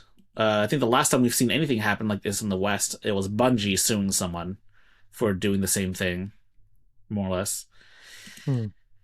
So they're taking action against the admin of Japanese news blog Netoge Sokuho for publishing articles that say were damaging the reputations of the staff and executives. Now, of course, internet discourse is nothing new. I'm sure we've all seen our fair share of hate mail and whatnot. But it seems like in this case, they were targeting employees. And also publicly accused Yoshi-P, the director of Final Fantasy XIV, of real-world crimes like embezzlement or fraud, which is, of course, defamatory by nature. And if he was, then you should probably take him to court instead. And, honestly, this is part of a result due to Japanese law, further protecting employees. I think this happened after the Kyoto Animation fire that happened a couple years ago. I'm not sure if you guys heard about that. No. So a couple of years ago, Kyoto Animation was attacked and people died it was an arson attack, basically. Yeesh. And the guy was arrested. They drew a bunch of this is the aftermath of the arson attack, and this is some of the stuff they animated. And look, that is unfortunate, but I mean, fan culture is kind of crazy nowadays. That's beyond. Yeah, that's nuts. That's full on nuts. Like once you're going into arson, that crosses a line. Yeah. I think mental health is important. I think people probably could seek more mental health help. And so, yeah, this is what it's unfortunate. And just harassing employees is crazy. I think I don't see it as much, but I'm also not on Twitter as much. So I don't know. There might be a correlation. I mean, realistically, Twitter is a cesspit of hatred and lies, or as some people like to call it, a miserable little pile of secrets. Pile of secrets. What secrets does it keep? Or just spills out? Lies, and more lies. Deceit. Hatred. I think it's just bots. I think if you want to look at the one place that probably is the biggest dead internet theory, it's Twitter, probably. Oh, for sure. I'm for certain that's got to be the case. And also, yeah, sometimes YouTube as well, to be honest. YouTube, oh yeah, like comments on like some other stuff, but like, man, those replies, some of them are just so weird. And I really wish they would expose IPs more, and like, this is where the country actually is, where they're posting from. I think that'd be very interesting. That's just they do have the feature, yeah, where you can see where they're from. Well, I don't think they do anymore. I thought they got rid, like they enabled it for like a little bit and then they removed it because they exposed so many accounts. No, yeah, you can. You just have to go if you click on it and then you go on to their joined date. You can see it says account based in and then connected via. Oh, so it's still there. Yeah, you can check that's brutal. Yeah, but it would. I mean VPNs are still a thing, though, right? They are, yeah. So you Yeah. can see it would basically say the account is based in where the VPN was, Yep. but then there's the other place of where they downloaded it first or whatever. Yeah. So it has both bits of information. Yeah, so that's still totally a thing. But then you also have the whole EU push for digital ID, and then the US seems to be doing that as well. Like Not a fan. my license is like old at this point, but I forget when it was, but it was like 5 years ago or 4 years ago that I got it, and even then it says not for real ID purposes. So even the US has had real ID as a concept, like to build to a concept, possibly a decade ago. Was it for this type of thing though? I thought that was is this the same thing that it's like for flying? Like you can't fly domestically unless you have A real ID. So yes, Yeah. that's the idea. But like, I fail to see how the whole new digital ID that is now coming about doesn't also tie into this somehow. And it just reeks of, I don't, that's the thing that surprises me is how like a lot of like countries are just like, oh yeah, let's all do this collectively. There's no organic nature to any of this, and it's really weird to me that everyone's just like, oh yeah, digital ID in Australia, France, Germany, the US, Canada, and it's like everyone just is doing this. Like, so there's there's a lot of problems in a lot of these countries with misinformation, and we are like a catalyst. A lot of it comes from other countries too, like Russia, and some other ones. So like I have a really hard time sitting on what side because I prefer to have more open internet, but at the same time, we are in a really big headstorm of just craziness online, of misinformation. oh yes, So oh yeah, right. me personally, I'm getting like, and I'm getting older. I'm getting to the age where I'm just like, you know what? This sounds good. We just need to restrict it because I don't think people deserve their openness. The only problem is like, is if you over restricted, then you get, and you get into the authoritarianism, and then they can track you, but they can already do that. So I don't know if that's even going to The be a problem is like this is what they're proposing isn't going to solve the problems. It's just going to make their control easier. It's gonna. I mean, so let's say, well, okay, the platforms also have to, but they have to conform to it too. But the person posting fake news, let's say on Facebook, which is so much. Oh my gosh, Facebook is so accessible. And controlling the narrative here in America, because that's I think really what's happening. They're going to be shut down more and more. Like they won't be verified. You can easily say, well, they're not verified, so how can you trust them to the people when you talk to them? And I have to deal with a lot of this stuff in Utah, like a lot. So my tolerance level has been very high, and it's gone now. Even for like Linux, right, with the age verification stuff that has been coming into Linux side of things, a lot of that stuff is like, how does any of these developers do any of that? Like through what instrument are they going to do age verification for any of their packages that they're making, right? So it's like at some point the Linux kernel is going to need to have age verification, and this is all the digital ID stuff that is coming. It is a thing that is in lockstep across the world. Everyone is going into it.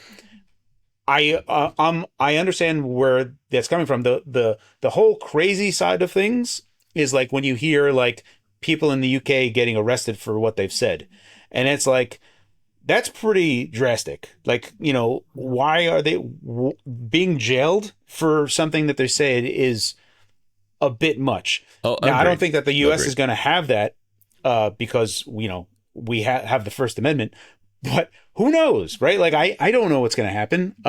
It is a thing that I'm not ultimately a fan of, but I don't think I have any power to stop it. So I don't know what me talking about it will actually do. Like I could, there's just lots of things that have just been pushed through and steamrolled in with very little people or anyone's input into it. And then also like what was it, like they redistricted whatever Virginia just recently. Yes. And the new governor was like, oh, don't give them maps, have them go to the website. And then the website didn't have any maps. And they all voted for it, and they had none of the information. And it's just like, I don't know. It's things that are weird to me, regardless of which way or you look at it, is that I don't care what it is. The problem is that there are ways that they can shove things through without anyone really hearing or knowing about it. And that's the part where it's like, okay, it'll be what it'll be. Just be a model citizen and everything should be fine. Yeah, the UK thing is very, it's actually a little bit more nuanced than I think the gelling, but there are laws over it. And that is the dangerous part of putting in a gap with an ID is not akin to getting arrested. It is an age gap, or it's essentially a gating system. Does not mean like even if you broke through that you're going to get arrested. How many people? Oh yes, we could argue this forever. I think it's interesting. I do want more discourse, and Carrie, like you're right, like we're kind of just hearing about it and just they're putting it in, and like we're not really hearing about it. But we also, our news system sucks so fucking bad because we should be hearing about it from our news, right? But we're not hearing about it from our news because they're too busy about the stuff that doesn't matter as much. But well, did you guys hear that one of the big organizations that's behind the push for age verification stuff is actually like on the take from OpenAI? Yeah. What do you mean? Like I read the article and I can't remember what the name of the organization is, but one of the women who was running it was like, I felt really slimy because we were just doing exactly what Sam Altman was telling us to do. And, you know, and he was like, we need age verification, across Meta the board too. Yeah. And Meta a lot too, of these like tech oligarchs are kind of wanting a little bit more of that, which makes me a little worried. But the age verification one, like for the systems is, I don't know if it matters that much right now until it gets hooked into a system that can verify. Because right now you can just put whatever date you want in, right? Yeah, I mean the issue. Kids have been lying about being almost 18 on the internet. Exactly. Like that's what it feels like again. Where okay, I think that law was good, but also people could get around it easy. I'm curious. If they get that through the door, what are they going to do next? That's my worry. Well, the thing is, they want to be able to tie all online activity to a real person. And that's not in and of itself necessarily a bad thing, except when you understand that America, Great Britain, and a bunch of other like English-speaking countries are all collectively spying on each other's citizens in order for the main whatever country to say we're not spying on our own citizens. It's the Five Eyes thing, right? And so if they have the actual name and address of everybody who's doing everything online, and they can spy on you and make sure that, you know, they can destroy anyone who becomes a problem in terms of dissent. That's really what's going on.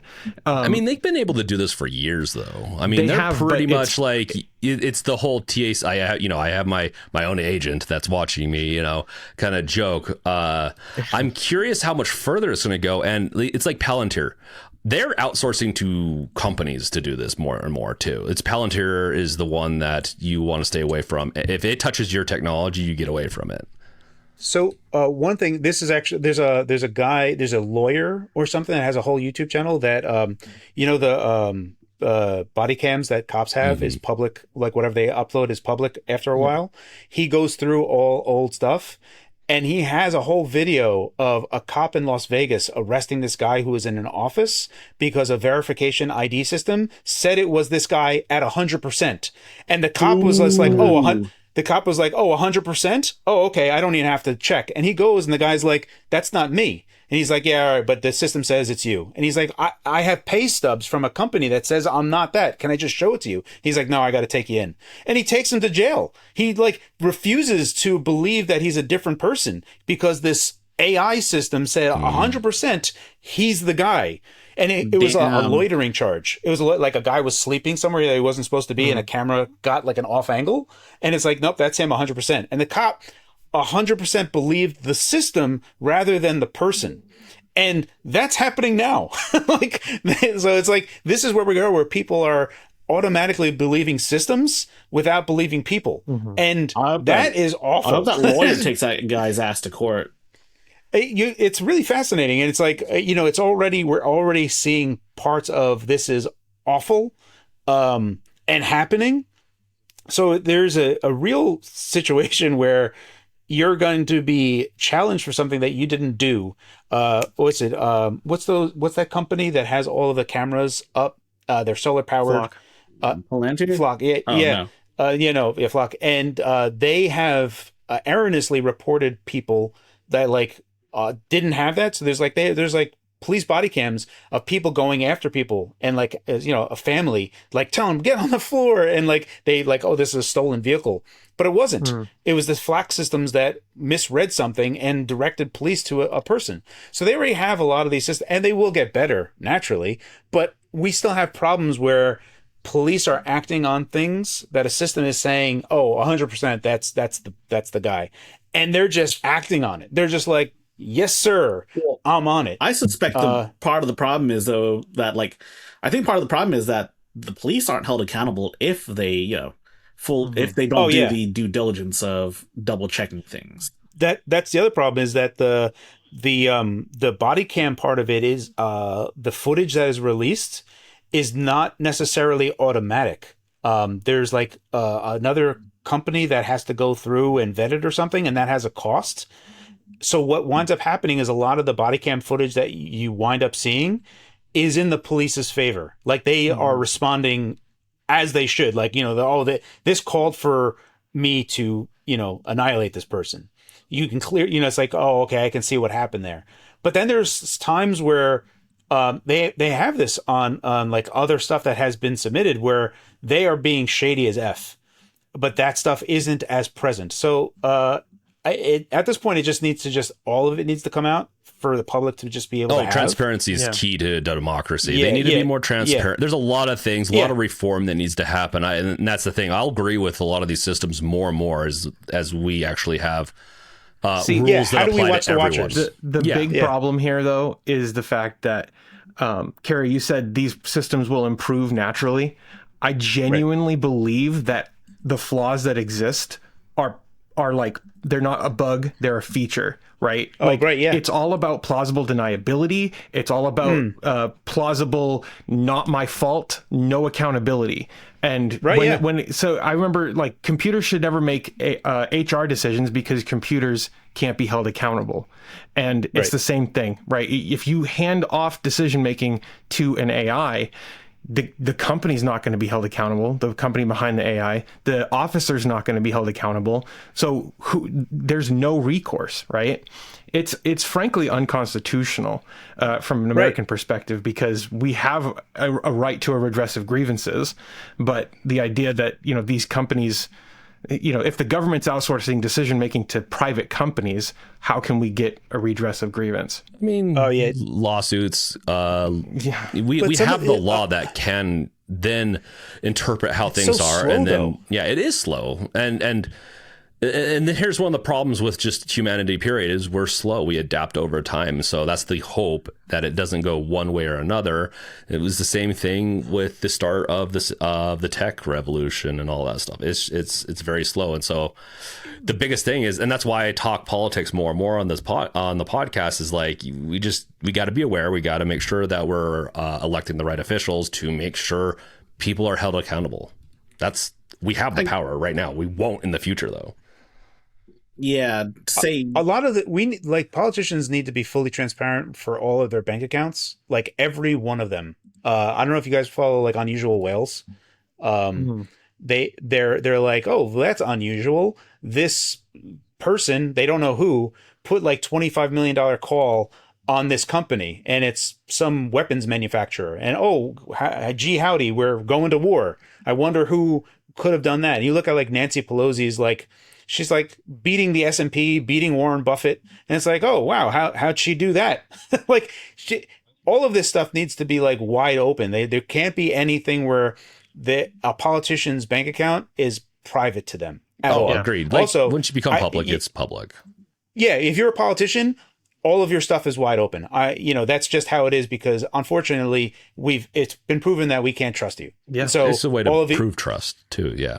Yeah. Yeah, but I mean, like it's insane that all of these people, before that they joined being anything in politics, now they have like $20 million to their name, and it's like, well, how'd you do that? Lobby. Like, the I've lobby. heard- It's the lobby.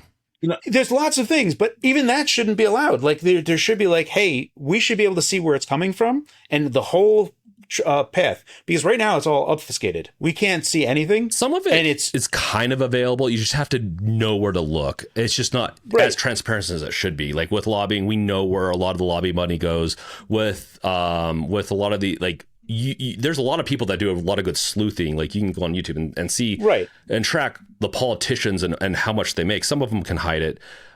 States like California, I believe, if you're running for office there for like the governorship or something like that, you have like it. Your records are, you have no choice. They're showing how you made your money and stuff. On the topic of politicians' bank accounts being open, I've always heard that the meta for making money is to just follow what Nancy Pelosi's portfolio is. You can actually you actually can. There's Pelosi trackers that you can just like do exactly what she's doing. So those exist. Unusual Wells actually has that feature where it will auto trade for you based on what Nancy Pelosi has done. It'll auto trade for you? Yes. Yeah. And she's up like, I don't know. Yeah. If you join Unusual Wells, they have the feature where you can make trades that Nancy Pelosi does. I am very skeptical of her trades right now, though. I'm like, is it going to continue? Like, I'm afraid that it's the end of it, especially since she's so old. I don't know. What happens when she dies? The funny thing is that Inverse Kramer is actually doing better than Nancy Pelosi. So, but Inverse Kramer is just kind of like a scarier one.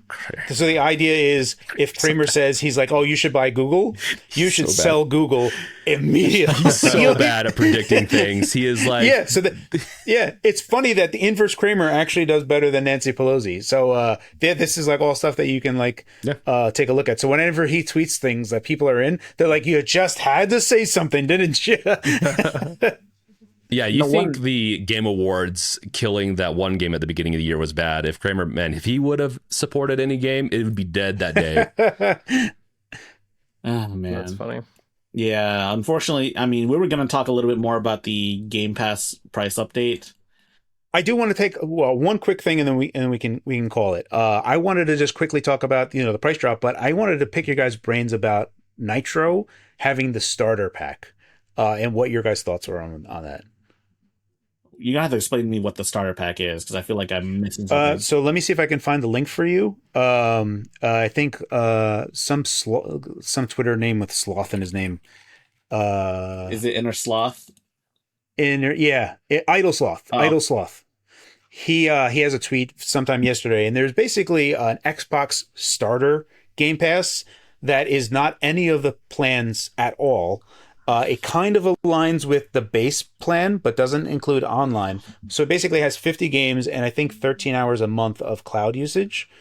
So effectively, it's only one way. You actually have to have a Discord Nitro subscription, and with that Discord Nitro subscription, it allows you to get this Xbox Starter Game Pass sub included with it. And I think that's kind of interesting. For me, I don't care. I didn't want it the other way around. I was like, I don't want a Nitro sub. I was worried that my Game Pass Ultimate was like, hey, you have Nitro now. And I'm like, I don't want to be paying for this at all. Got the Nitro Palantir starter package. Yeah. So the people that already have Nitro to get this, I'm like, okay, whatever. But yeah, it's an interesting thing that I don't know if you guys have also heard that they're trying to work with Netflix. No, I haven't heard. Microsoft is? Microsoft or Discord? Microsoft. Xbox. I have Xbox, not. yeah. Xbox and Netflix are in talks. There's like a rumor that they were trying to do something. Man, that power. That means Microsoft's going to try to buy Netflix. Well, that's what I'm looking at. When I see this starter pack, I'm like, oh, this is a prelude to an acquisition. Hold on. Yeah. Let me find the starter pack. I'm sending you the link in Discord right now. I feel like I would be cool with Microsoft like making a good Halo movie with Netflix, but that's the only reason I would ever want them to work together. Dude, you know what they should do for a Halo movie? They should just go back with the original plan of getting Peter Jackson and or the guy that did District 13, because that was 9. the right, yeah Halo. Neil Neil Blomkamp. Yeah, Blomkamp. Blomkamp. Yeah. Where's he been? I haven't heard of him in like a while now, to be honest. I don't know. I mean, unfortunately, Microsoft didn't appreciate what they had with Halo and just was like, didn't treat Bungie right at all. They really should have just like, oh my goodness. Could you imagine? Like, you step into the console space and Nintendo has Mario, Donkey Kong, Zelda.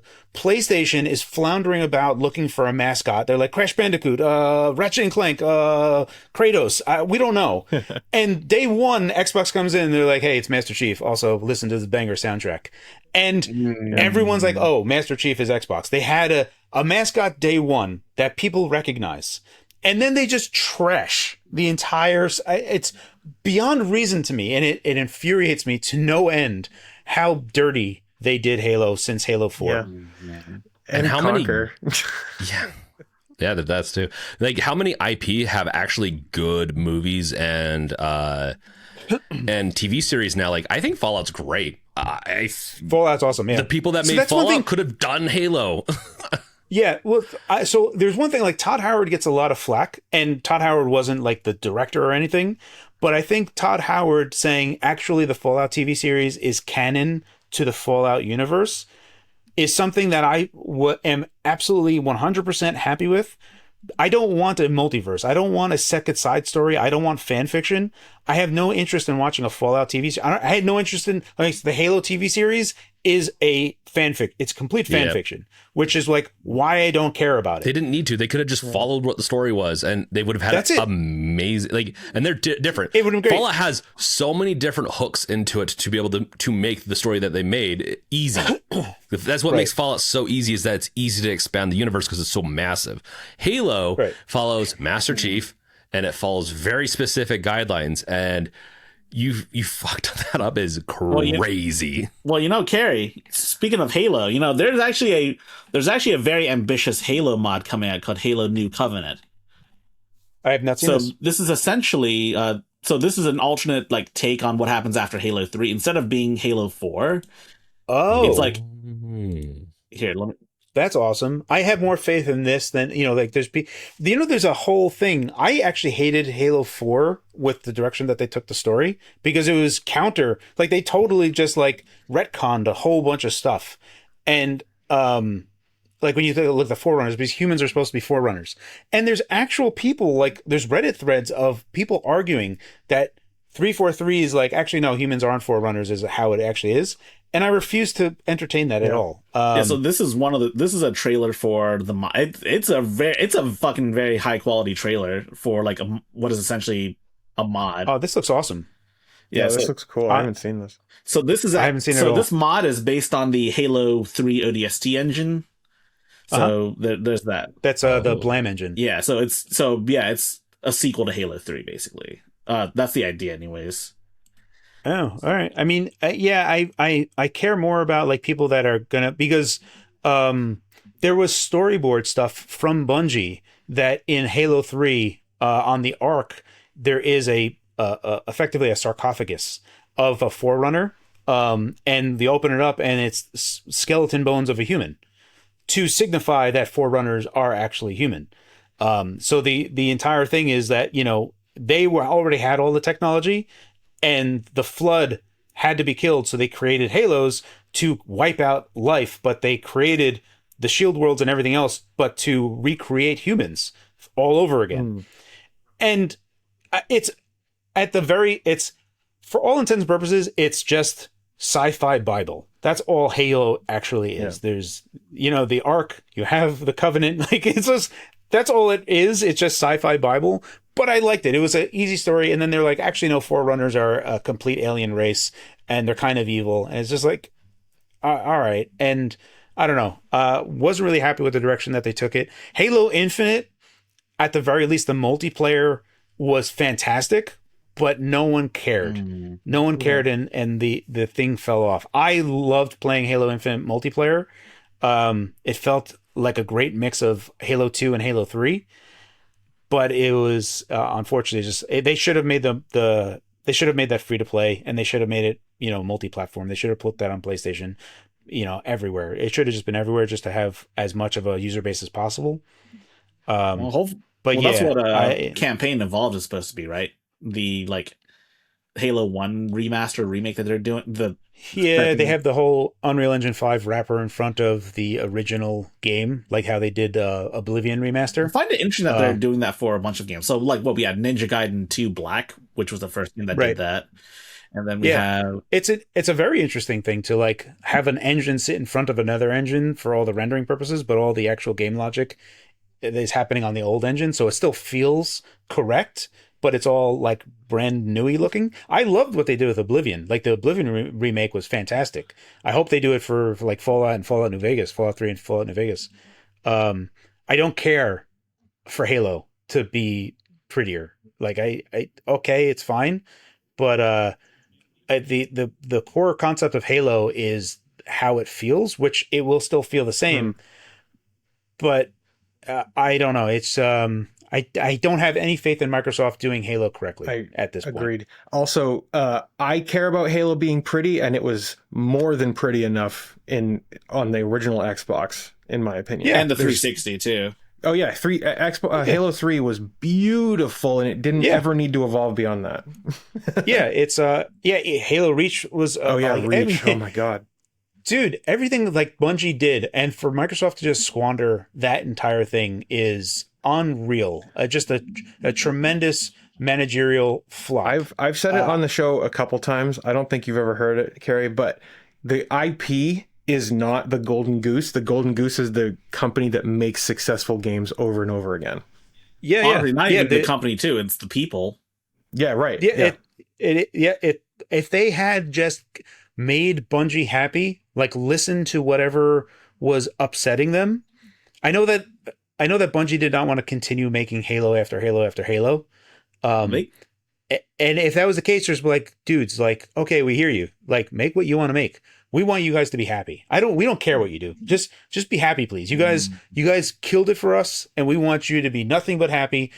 And we don't even want to infect anything with you. We want you to be off on the distance, having a great time. Please don't leave. We love you guys. Microsoft could have had Destiny as well. I mean, Destiny's not doing so great right now, but it was. But Destiny made a lot of. So when Sony bought Bungie for $3 billion, they have collectively, since they bought them, made $1.5 billion since Destiny 2. So even though Destiny was kind of trailing off, they still made $1.5 billion during that time. So Sony didn't make their money back, but and now it looks like it's it might be even worse. It's not great, but they're gonna probably just reduce the amount of people that they have at Bungie. But regardless, if you look at Destiny 1, if Microsoft was just happy with Bungie, they could have just had that. It's bizarre to me. It really truly is bizarre to me, the entire how everything went. Well, I mean, on the topic of Halo and its sequels, this mod is still in active development, so it's only got a few missions so far, but it's a promising looking project. And that video that I showed earlier was only a few weeks old, so it's still in active development. Nice. So quick question. I know you got to go, Carrie. So with the price drop of Game Pass and,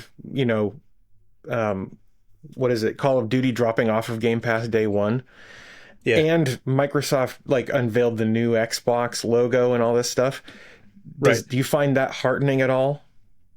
So for me, I actually talked about this on Nerd Nest yesterday. For me, this is still theater.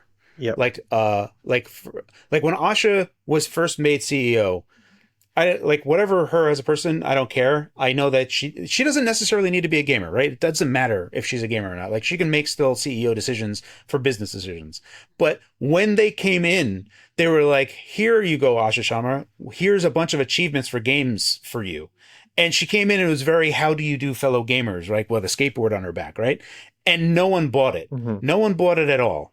And I feel like they needed Asha to get a win. And if you look at everyone talking about a return to Xbox, which is massively disrespectful, but like, okay. And then you have the price drop. And you also have her talking about exclusives possibly being something. They gave her all of this ammunition where people are like, wow, 2 months in, she's already making huge changes. I think if you look at public sentiment of Asha, it's positive. Yes. So the PR angle has given Asha the win that Xbox or Microsoft wanted her to have. So she now has a win where it looks positive for her. And that's honestly, my honest opinion is that I think that Game Pass, was her decision to drop the price. And I think that she had a lot of people helping her make that decision. But it was more about giving her a win than anything else and getting public perception of making it better for her so that it's positive going forward. Yeah. So that's how I look at it. Oh, to me, it feels like she typed in, how do I win over Xbox gamers into ChatGPT or whatever, their co-pilot. Yeah, it's like, here you go. Yeah, so I feel like she let everyone hear what they wanted to hear, and Microsoft allowed it. And the end result is that she has a clear win, and a lot of people are like, they no longer remember the how do you do fellow gamers thing, like when it first came in. It's like that never happened. Like where people are right now is like, oh wow, she actually is making changes. I can't believe I did not expect this. And for me, it's just, this all seems like a dog and pony show still. So it remains to be seen where this goes. Like maybe, how Halo has already said it's coming to PlayStation. Is she going to take that back? If she does, then I'm like, okay, maybe there is some meat on that bone of what she was actually saying. But if Halo still comes out on PS5 and Gears of War comes out on PS5, like, okay, that's still the same direction that Xbox was going in before. So all of this is what? Like you got to win, but everything is still kind of going in the same direction. Xbox Helix was before her, and Xbox Helix looks like it's going to be a big win because it plays PC games. So I don't know. Like, I don't know. I don't get the sense of anything from her is driven from her directly at the moment, other than her having a win and public perception of her being very positive. It's too early on. If they want to win me back, they have to do Xbox Live Arcade again. XBLA was so good. XBLA was so good without all the crazy restrictions of like, needing to be like super small file size. And... I do agree it is too soon to really tell if she's doing something. I mean, yeah, she's saying a bunch of stuff, but Phil Spencer also said a lot of the same things when he got signed on. Yeah, so like there's like I know, and like there's like Jez Corden reported, and this is all like it's Jez Corden reporting, right? Who is like very Xbox biased. And when Phil Spencer was still there, he had done a report that with him still as CEO, Amy Hood and Satya put a 30% profit margin on Xbox on him. So he had to make that happen one way or another, which is where all Xbox games started coming to PS5 and all the other stuff. And now Jez Corden, since Asha has been there, he wrote another article saying, oh, actually that 30% profit margin on Xbox, that no longer exists.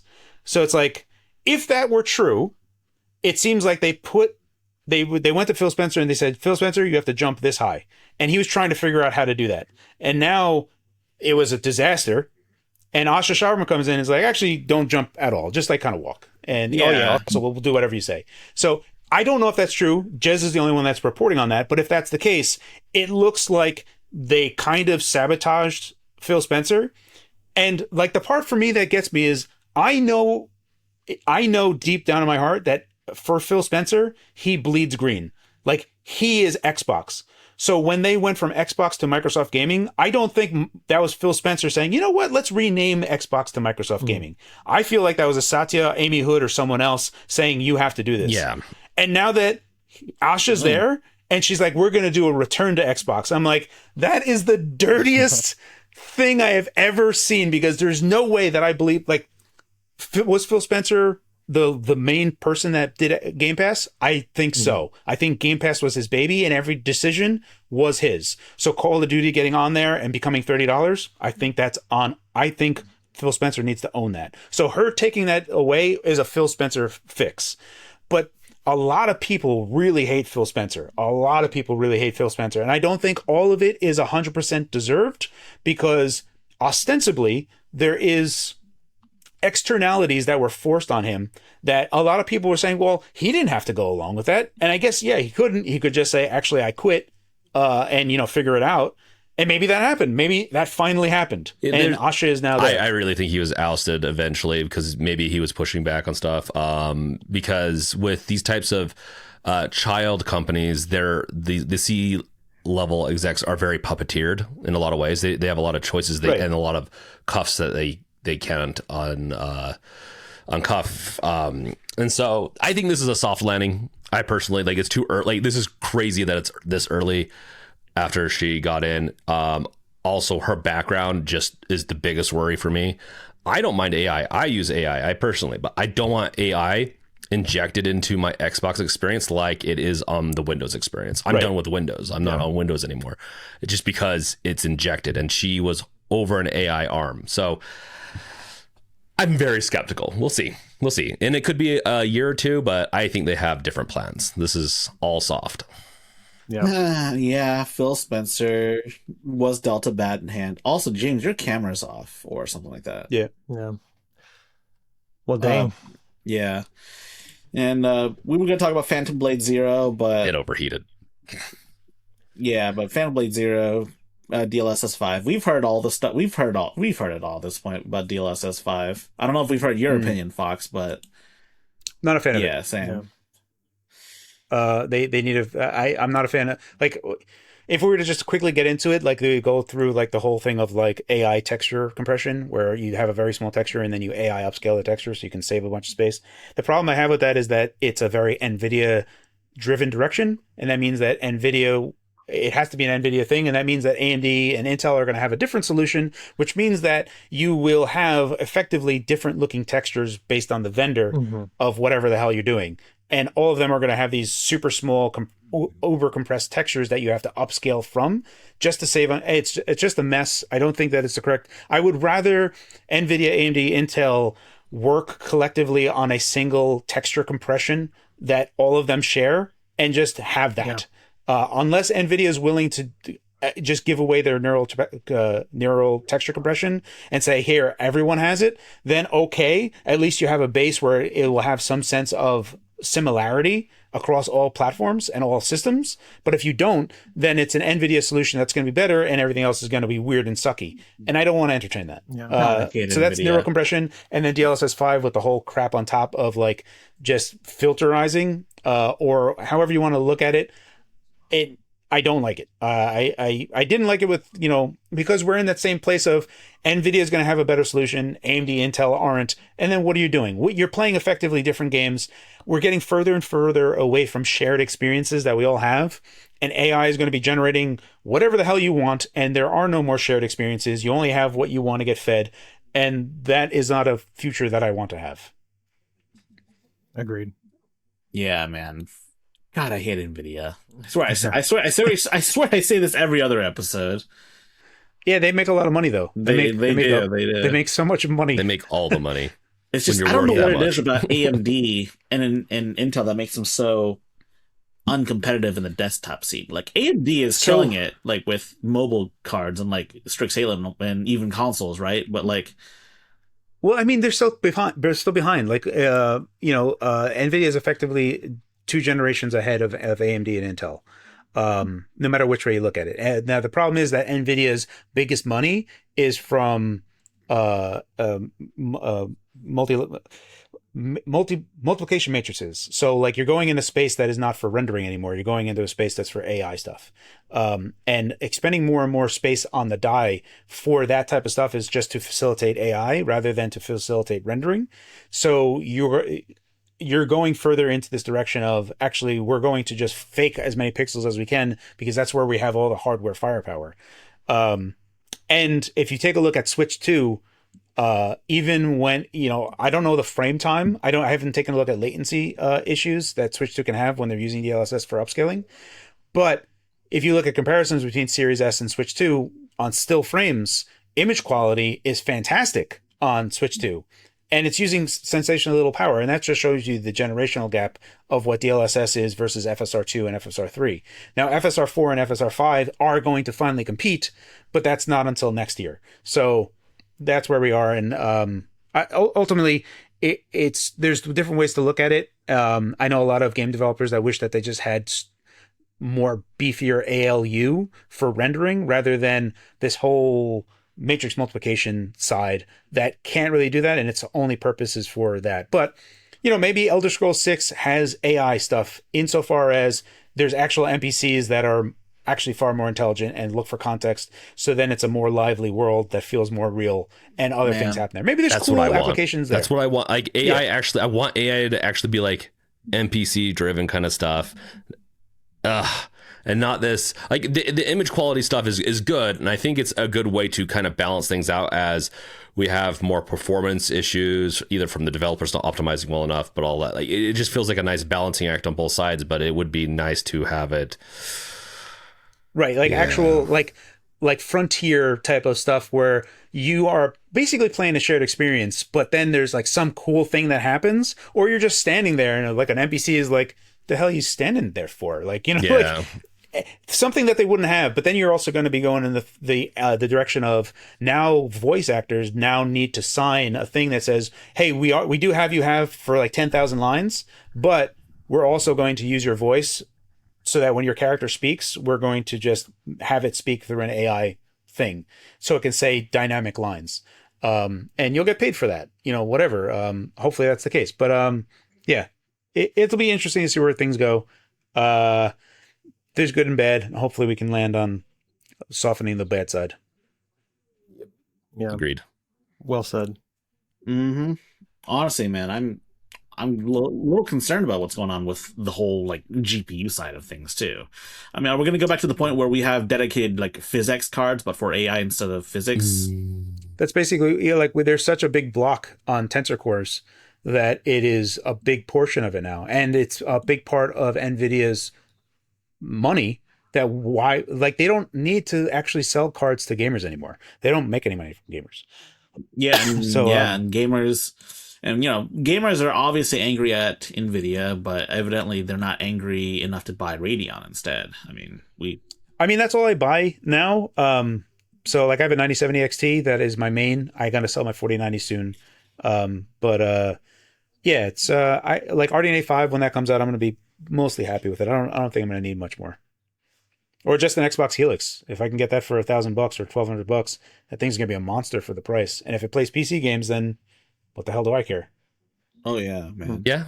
No, I mean, I have my 3090 still, and it's still chugging along when I either use that or use my Legion Go 2. But the AI stuff's the only stuff that's really kind of intriguing to me, because it really shows that you don't need quite as much horsepower to get a similar fidelity. Right. And so, yeah, it's very intriguing, but I really, that's all like stuff that we've been working on for years. Actually, it's more machine learning kind of stuff, and I'm really curious more about the like NPC and true decision making trees and stuff like that. So, right, yeah, it'll be interesting. The only thing I want to leave off with real quick is, do you guys know who Tim Kaine is? The original creator of Fallout? Yeah. What about him? So he actually has a YouTube channel, and I watch it all the time, and he just goes through like old stories of like stuff, but he's like, oh yeah, I would go with like Obsidian and I would work with them, but I would never get back into game development unless there was something new. And he had always said this. And then a few months ago, it's like, oh, Tim Kaine is back with Obsidian. He's working on a new game. And the only new thing that I could think of would be some form of AI actually having meaningful interactions in a game. So I'm interested to see what game he actually comes out with, like what he's leading. I don't know what it is. He's not saying, but I can only think that AI is in there some way. So I'm looking forward to that. I have no idea what it's going to be, but that's the only thing I want to leave off on. Yeah. Well, thank you for being here, Carrie. Yeah, man. I really enjoyed listening to you talk, man. I enjoy talking to you guys. Thank you guys for having me. It was great.